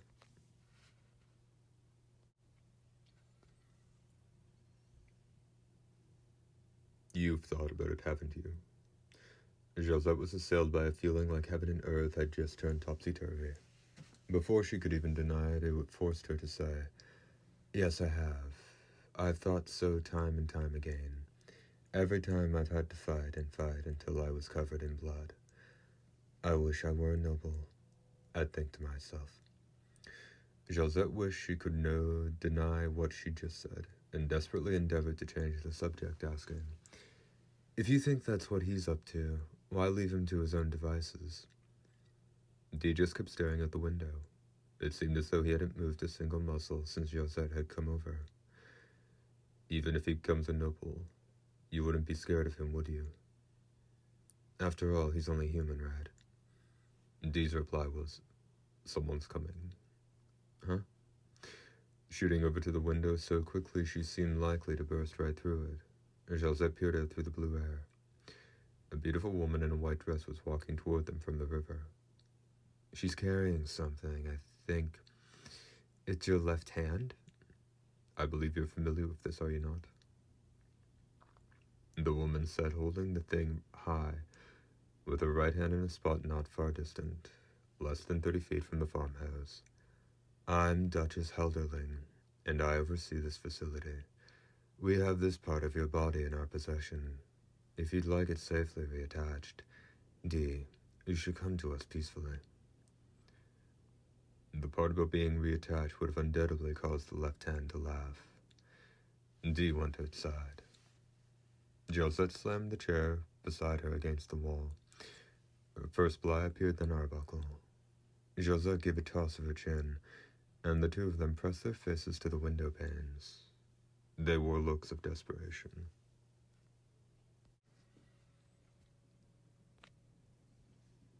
The rebounding rain outlined Dee's form in white. "Is it okay?" Dee inquired. "Of course. It's right here. I've no time to fool around with illusions. I'll head right up there." "Well, that settles matters quickly enough. However," the hunter continued, "I have a condition. Those in this farmhouse, the other man, and the ones you abducted are all to be safely released from the village." "That's a substantial condition. But are you in any position to be making such demands?" the Duchess said with a sarcastic grin. But her smile immediately froze, for she had sensed the unearthly aura emanating from every inch of Dee. "Do you agree to that?" asked Dee. "Very well," the Duchess replied, though it took her a second to do so. The trio inside the house exchanged looks. "Okay, then release them immediately. As soon as I see that happen, I'll join you." "Good enough," the Duchess said with a nod. And the left hand said, "I'm really sorry about this." Returning to the farmhouse, Dee told the group, "You heard what we said. Get going." Bly was the first to speak, asking in a probing tone, "Can you believe anything a noble says? It's better than remaining here, isn't it?" "You've got a point there." "I wonder if the others will still be human when they get back," said Josette. Her lovely features were hardened. If those who came back bore the marks of the nobility's fangs on the napes of their necks, she was well aware they might try and get the rest of them to lower their guard before baring their teeth.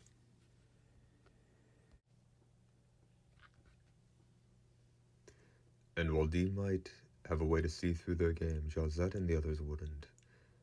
And that's not a certainty, Dee said, reaching his right hand into his coat and pulling at a glass vial about the size of a cigarette. It was filled with a yellow powder. "It's garlic extract," he told them. "Sprinkle some on the others before you head out with them." "Not sure quite why we should, but okay," the warrior woman replied. As Josette was eyeing the glass vial intently, Arbuckle said, "You ignored me and went ahead with your negotiations even though I'm your employer. Our contract is on hold for the moment, but I'll take responsibility for you in the meantime." "Oh?" Arbuckle replied, staring at the high-handed hunter more with curiosity than anger. "But we can't take the noble's word.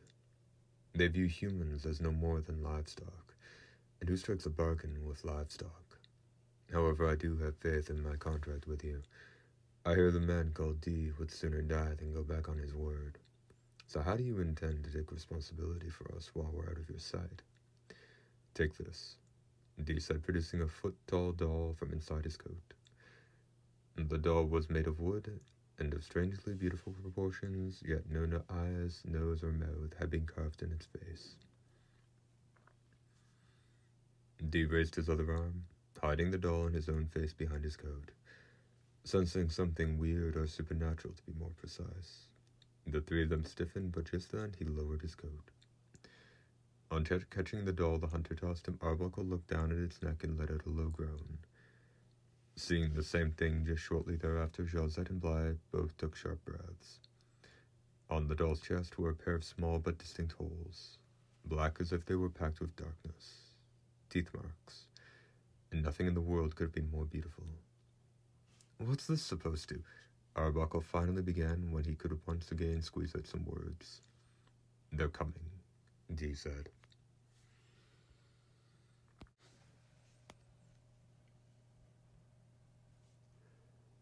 The other three went slowly to the windows and gazed out at the blue world. Three figures were approaching through the rain: Jean, Belle, and Emily. Even in this faint light interspersed with rain, the joy being released that filled their faces was clearly visible. The trio raced toward them, sending water splashing up everywhere. "We've been saved," Jan said, panting for breath between the words. "Do we have you to thank?" Emily asked, still clinging to Jan's arm. "I was out of my mind with worry, not knowing when they were bound to drink our blood," Beth said, one hand pressed to her chest as she tried to catch her breath. As they started for the back room, Josette stopped them, saying, "Just a minute." The trio wore dubious expressions as light yellow powder sailed through the air. Josette had scattered the contents of the glass vial. "Oh, what's all this?" Beth said with a grimace, brushing it off. The other two followed suit. They didn't know it was garlic, or what effect it was supposed to have, for all the nobility's weaknesses had been erased from human memory. "I know you want to check us out, but we're not in with the nobility. So what do you think?" Emily asked, pursing her cute lips. "Yes, it would seem you're not," Josette said with a nod. "D," the Duchess said, her voice coming from outside. "My subordinates will now lead the group out of the village. Once you've seen that completed for yourself, come up to the castle." "Understood." After the hunter had given his reply, Josette went off to get her husband, with 4 more men on horseback stopped in front of the farmhouse. They must have been servants of the nobility.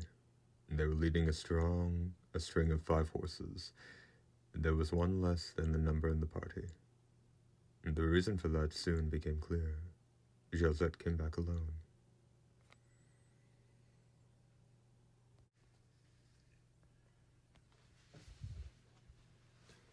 "I have no use for an illusion." Donning a wry grin, the noblewoman waved her right hand. The left hand dissolved into thin air. It had indeed been an illusion. "There's no fooling the man known as D," Grey Lancer remarked, a cool smile rising on his lips. He continued, "Your left hand escaped. Even now it's probably somewhere in this subterranean chamber.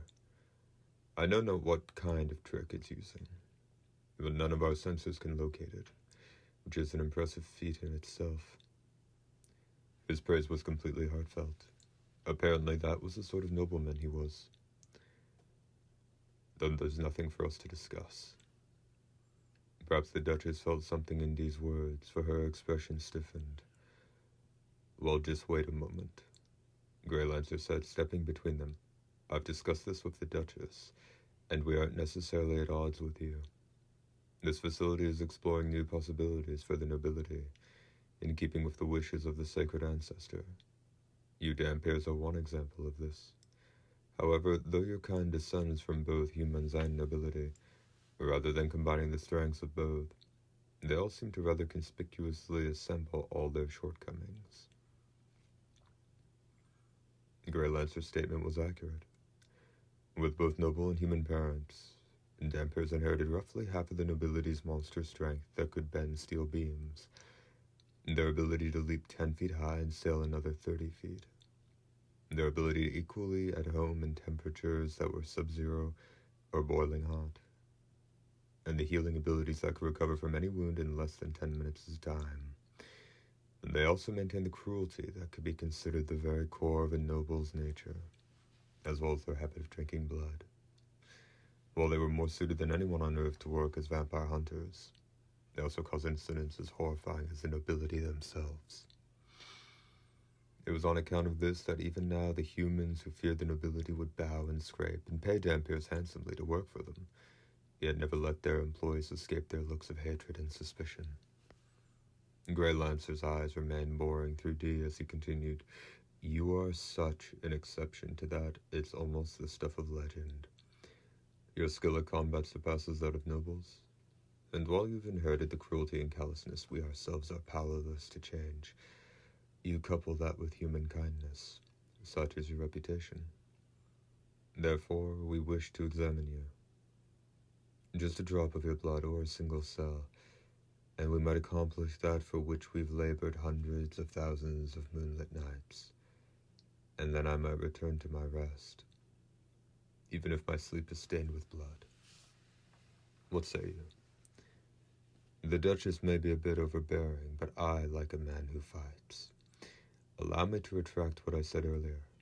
I have no wish to fight now, and if you will but cooperate with us, I swear by the name of Grey Lancer that both you and your left hand will be allowed to leave here alive. How is that?"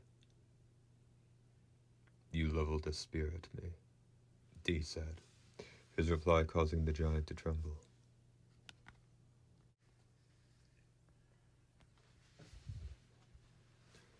"I have no use for an illusion." Donning a wry grin, the noblewoman waved her right hand. The left hand dissolved into thin air. It had indeed been an illusion. "There's no fooling the man known as D," Grey Lancer remarked, a cool smile rising on his lips. He continued, "Your left hand escaped. Even now it's probably somewhere in this subterranean chamber.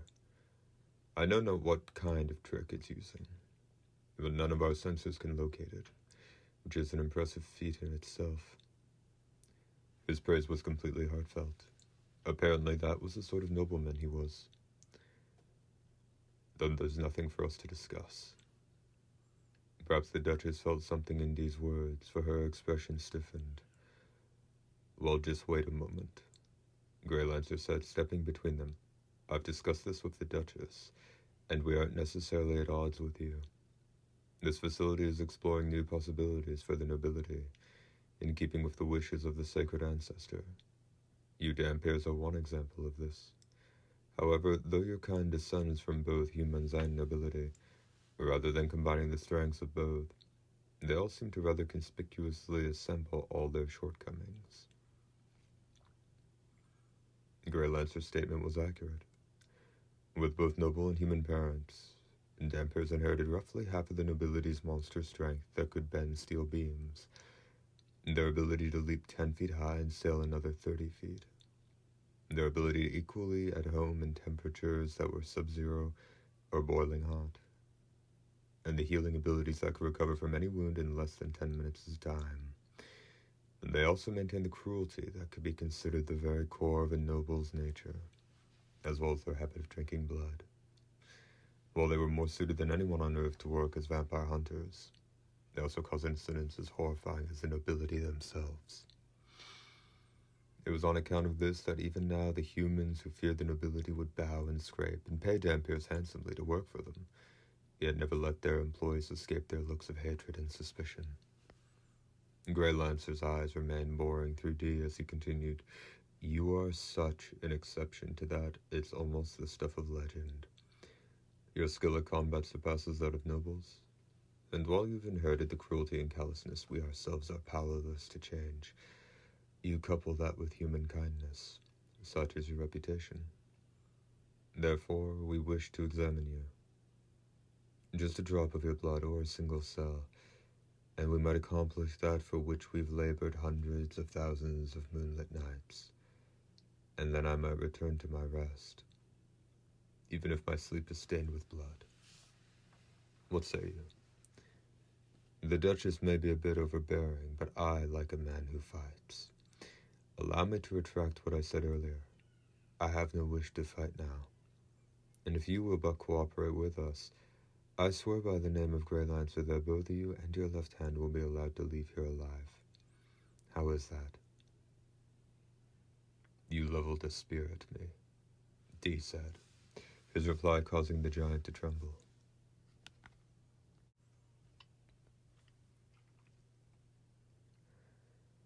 That was stupid of me, Grey Lancer groaned. At the time, I didn't realize how fearsome you were. However, now we have your decision. We shall perform our examination on your corpse. The giant made a swing of the long spear in his right hand. A wild wind snarled, racing to all the far corners of this cyberspace, a place that didn't seem to suit it at all. What's this? What's this? The left hand murmured. It had sensed something abnormal in the flow of the air around it. This is no ordinary lust for blood. Could it be he is here? Atop one of the countless rails hanging from the stone ceiling, the left hand held tight with all 5 of its fingers, and then continued another 30 feet straight ahead. It clawed at the rail to propel itself along. This was a sinister room, and it seemed like another world from where Grey Lancer and the Duchess were. The endless stone pillars and canopy ceiling were cruelly cracked, with fragments of both littering the floor. Apparently flames were burning toward the back, as their hues, sound, and heat traveled around the room. So, analog accommodations right next door to modern ones. Hell, they don't make it easy to come up with a plan of attack.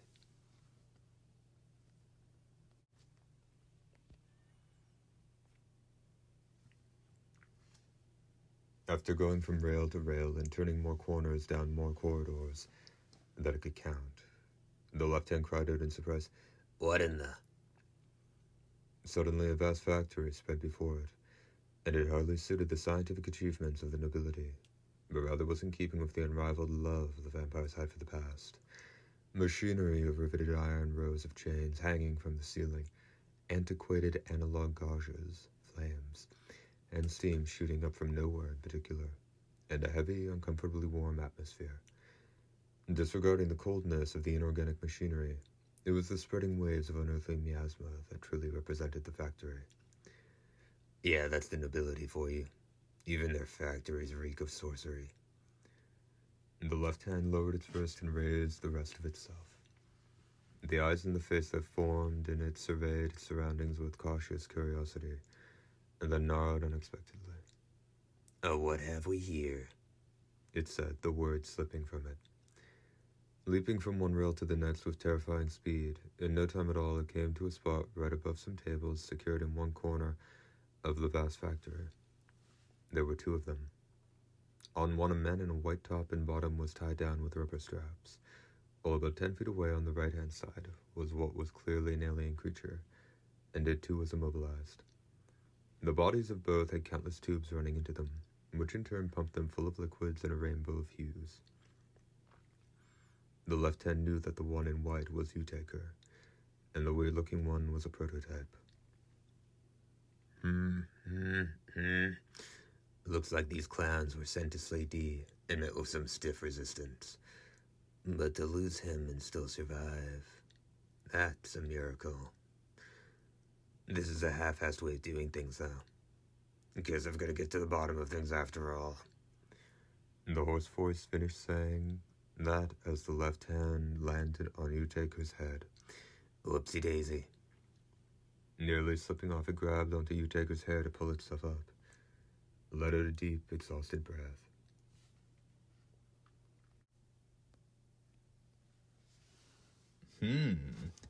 Maybe I should try pulling something else.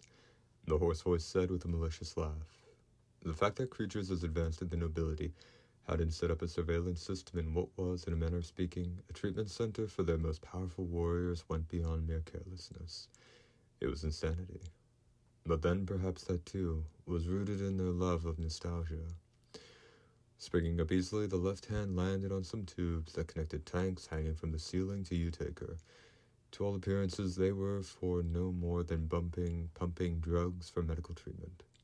The hand grabbed the tubes and used all its weight to twist, then pull, finally managing to tear 5 of them free at the same time.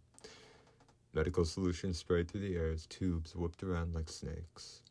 It was unclear if this was really intended as a treatment, since when 2 of the liquids came into contact on the floor, they instantly burst into flames. Oh, that's nice. Burn, baby, burn. And that way we can split their attention between him and here. The flames came into contact with another solution, sending up a fresh fireball. The left hand started yanking tubes out of the patient on the neighboring table, the OSB prototype. The floor became a sea of flames. Having clambered up a control panel to the top of a rail, the left hand saw the flames envelop the 2 figures on the tables.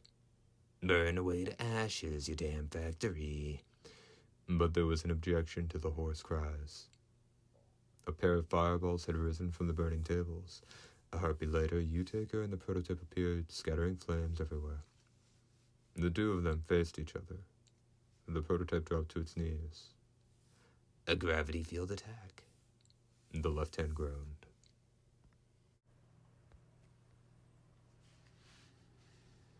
If that were the case, it would crush any object, no matter how great its density. However, the prototype got to its feet. The left hand noticed that it now had a bizarre covering on it. Are those hands? Innumerable hands were interlocked around the prototype, forming a kind of armor to shield it from the gravity field attack.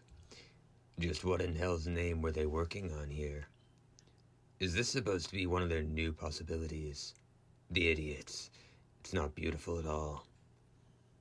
2 of the prototype's hands rose, their palms pointing toward U-Taker. What kind of power did they direct toward him? Up on top of a rail, the left hand was assailed by an intense vertigo and started to slip, only narrowly catching hold of the edge of the rail and preventing itself from falling. Its eyesight returned just as U-Taker was staggering backward into the flames. It had to wonder if he was out of his mind, but he seemed to pay the flames no heed at all, and the prototype made no attempt to go after him, walking off in the opposite direction instead. Flames eddied there, too. They're completely pissed off. Can't wait to see the next time they run into each other. As the left hand chortled derisively, the hands of the flames grabbed at him from below. The murderous intent that had linked the pair of would-be combatants evaporated like mist when the warning rang. "Save that for later," the Duchess said, turning her eyes to midair, and a room engulfed in flames appeared at the same height, immediately joined by the passengers running from the new room on all sides. A schematic of the entire floor had been rendered.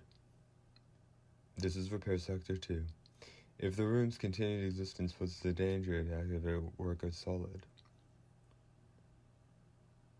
Activate the self-destruct mechanism. However, trouble in the very place those 2 are kept. And that can only be a left hand's doing," the beautiful woman said bitterly.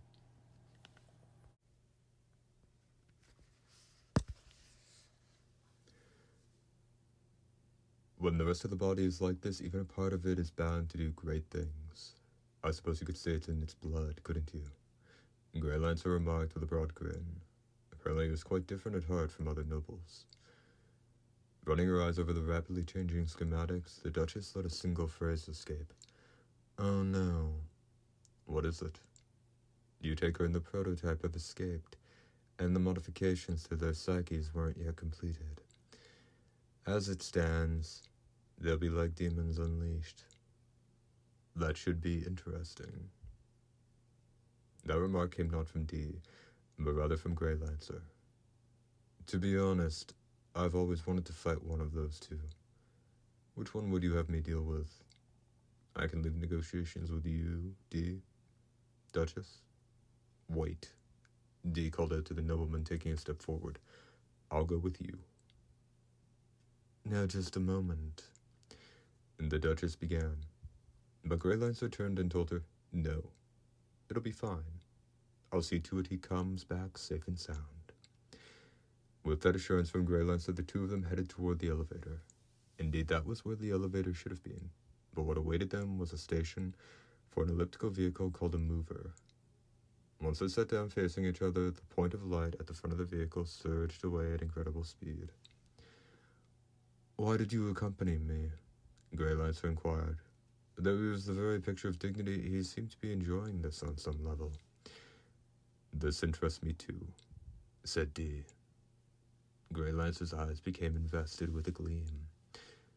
"Interested in what new forms of life are being created, eh? Is it because that's what you are too?" Silence from the hunter.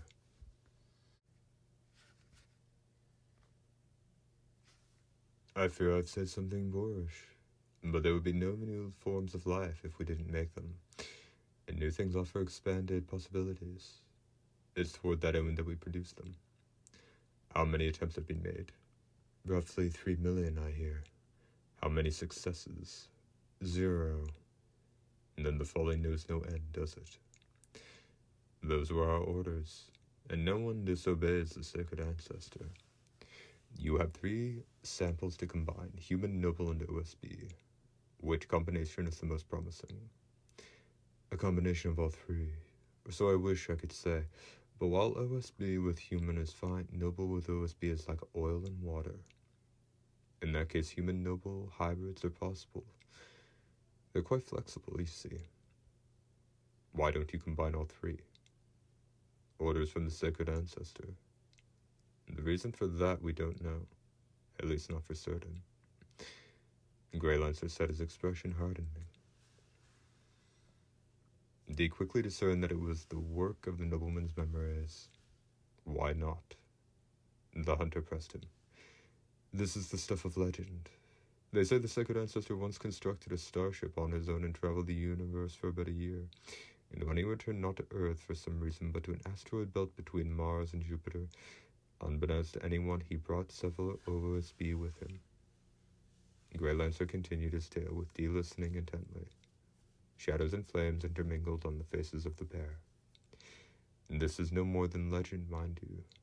The sacred ancestor had his own private research facility on one of those asteroids, but it said that within 10 days' time the asteroid had been destroyed. The reason for that is unclear. The sacred ancestor never shed light on any of it. But according to the legends, the sacred ancestor had manipulated OSB human and noble genes and created something. They say it was the reason that asteroid vanished. After that, the sacred ancestor put an end to research to combine the genes of all 3 species for all time. When Grey Lancer finished speaking, he stared at the beautiful young man. The hunter's face held not a trace of emotion about the fearsome conclusion of that tale or its horrifying implications for the future. What a man. While there was admiration, at the same time, another emotion coursed through every vein in the nobleman's body. A will to fight that burned crimson. Well, fortunately, the Duchess and I are both widely recognized as faithful devotees of the sacred ancestor. There will be no combining of the 3 species in the facility. But if you wanted to, you could. I would say, probably. That's the sort of thing this facility is for. We have both the equipment and the raw materials. You take her as a combination of noble and human. The prototype is noble and OSB. Either would be relatively simple to modify. And I believe I already explained this. Neither the Duchess nor I would ever. Dee said, "What about the 2 of them?" Grey Lancer's expression changed. He'd understood what Dee was driving at. The long and short of it is, they're no more than test subjects. It would never occur to them to modify themselves. You're a trusting one. Don't really seem like a noble. It was unclear whether the hunter's remark was an honest assessment or simply a dig. Grey Lancer was twisting his lips when the vehicle halted without a sound. Whatever the case, if we destroy them, that's the end of it. Dee, stay out of this. This is my job.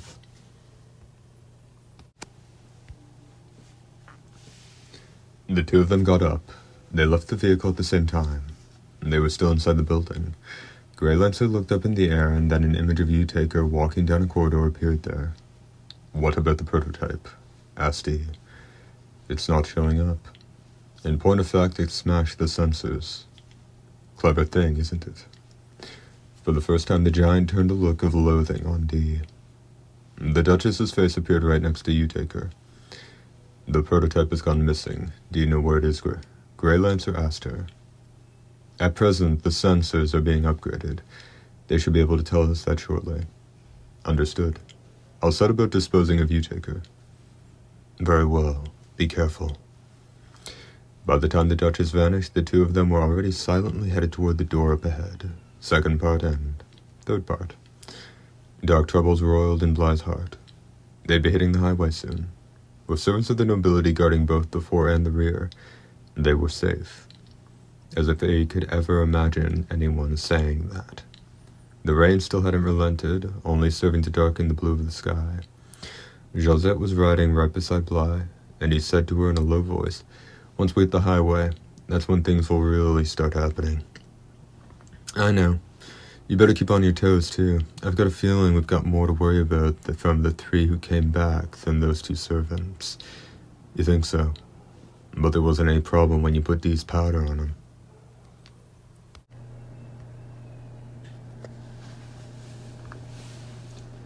"That's why I just say I've got a feeling. Noble brains aren't like ours," Yelzeb said to him. "Maybe they've come up with some way around the effects of that powder. So you don't think they'll really let us leave just like that? Maybe we're just overthinking this. What about the old flesh peddler? He's getting along nicely with the rest of the group." Bly turned and looked. About 6 feet behind him, there was Arbuckle in his suit, laughing crudely in the midst of the returnees Jan, Bev, and Emily. Apparently he just dusted Emily again with the powder. Jan did not look pleased. "If things go south, you think we'll be okay?" "The doll we got from D? He's got it, doesn't he?" Yozet said, looking concerned too. Just then, streaks of white came into view up ahead, running to either side. It was the highway. The noble lackey who rode at the fore had already halted his steed. "This is as far as we go," said the one bringing up the rear. "Here we part company. Safe journeys to you." The rider at the fore wheeled his cyborg horse around and rode right by the group before galloping off with his compatriot from the rear. Bly turned around and said to Jan and the others, "That was just too easy. It gives me the creeps. I guess this is where we split up, too." "Aren't we headed the same way?" Jan replied. "Well, it's raining and I'm in a hurry. The rest of you can take your time. So long." And having said that, he drove his heels into his steed's flanks and promptly galloped off. He quickly pulled farther and farther away from the group. All sense of the people behind him was swiftly swallowed up by the splashing hoofbeats.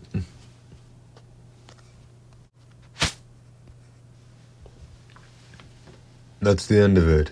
Good luck, everybody. Still, the man strained his ears, hoping that Yozet at least would give him chase, but there was no sign of that happening. Screw it then, and with that, Bly decided not to give them another thought. "I'll be there soon, Lucy." He gave another dig to his steed's flanks. The rain lashed every inch of him, his face in particular. He felt like he was riding underwater. The faster his horse went, the harder it became to breathe. Before a full minute had passed, Bly grunted, "Huh." Up ahead were the silhouettes of a number of riders. At a time like this, it couldn't be. He didn't think there'd be travelers out, and that led to another unbelievable concern. Never halting his horse, Bly pulled up alongside the last of the riders. Those riding side by side, up ahead, turned and looked. "What's this?" said the wide-eyed Jan. The rest of the riders quickly turned one after another. It was the same group he'd just left, with Yozet riding at the floor fore. They all halted. "What are you doing behind us?" Yozet asked. The barrel of her weapon was trained on him. The warrior woman wasn't gentle in her response. "Damned if I know, but it looks like those effing nobles don't plan on letting us out of the village."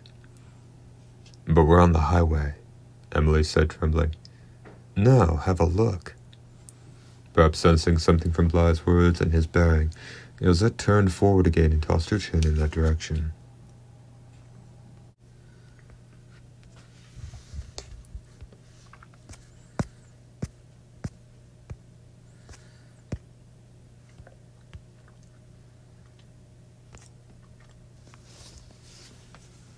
About 15 or 20 feet ahead, a path broke off to the right.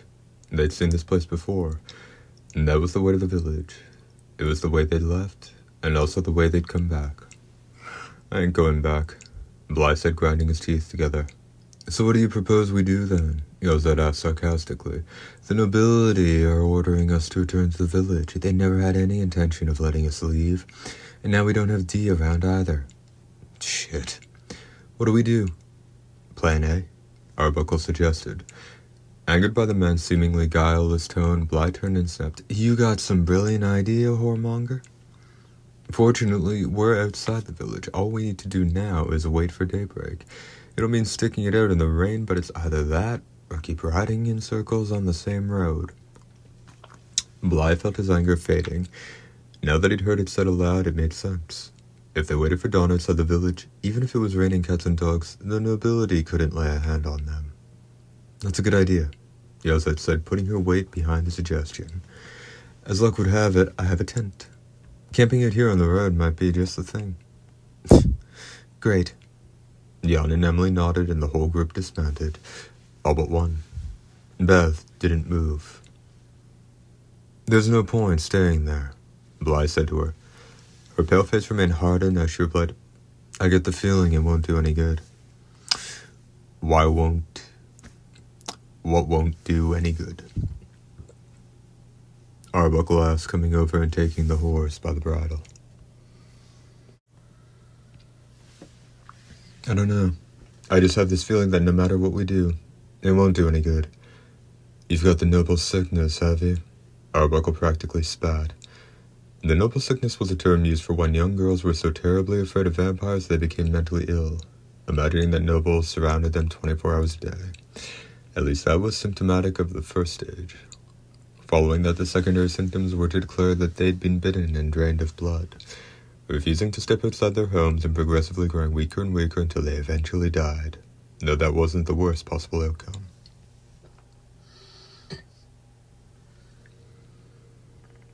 When told by the hypnotist that they had a hot branding iron, a person in a deep hypnotic state could be touched with a simple piece of wood and still develop blisters and burn marks on their skin.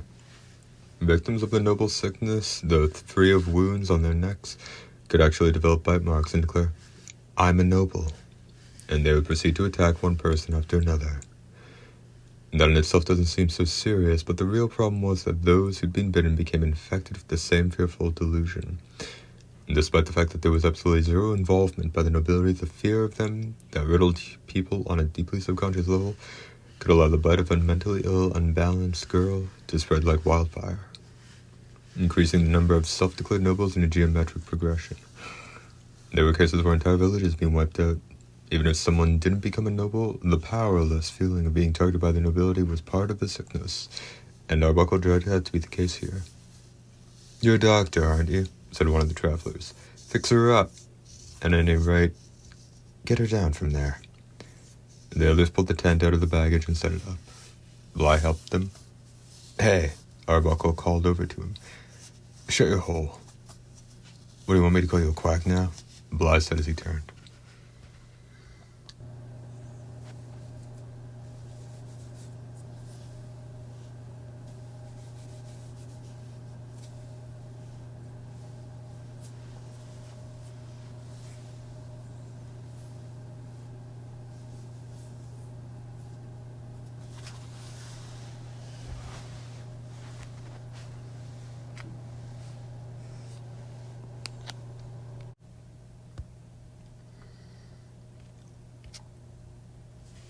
But Arbuckle wasn't looking at him. He was facing the same way as Bev, and as Bly made that 3. He bugged his eyes. They weren't on the road. To either side of them were enormous trees and great hills of dirt, and beyond them were scattered houses that they recognized in the moonlight. The village, The words prickled in Bly's mouth and echoed in his brain. We're back. But how? We can't get out of here. Jan groaned, holding Emily close. We'll be stuck in the village for the rest of our lives. No, not me. Do something. There's nothing I can do. You're gutless, useless. The girl's denunciation was so harsh it drew the attention of the rest of the group, leaving them standing there, stunned and rooted. Having watched this pair support and encourage each other ever since the massive flood, the others found her transformation difficult to believe.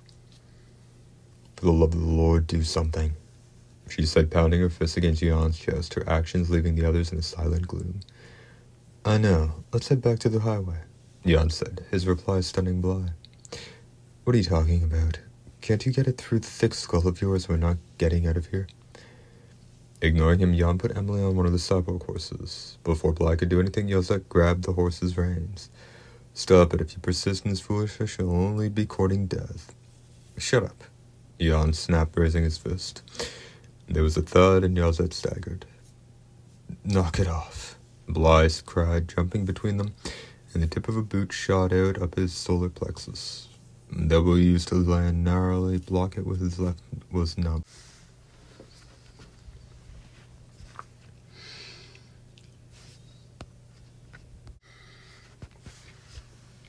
Stop. And by that point, Jan was already up in the saddle. Let's go, Emily.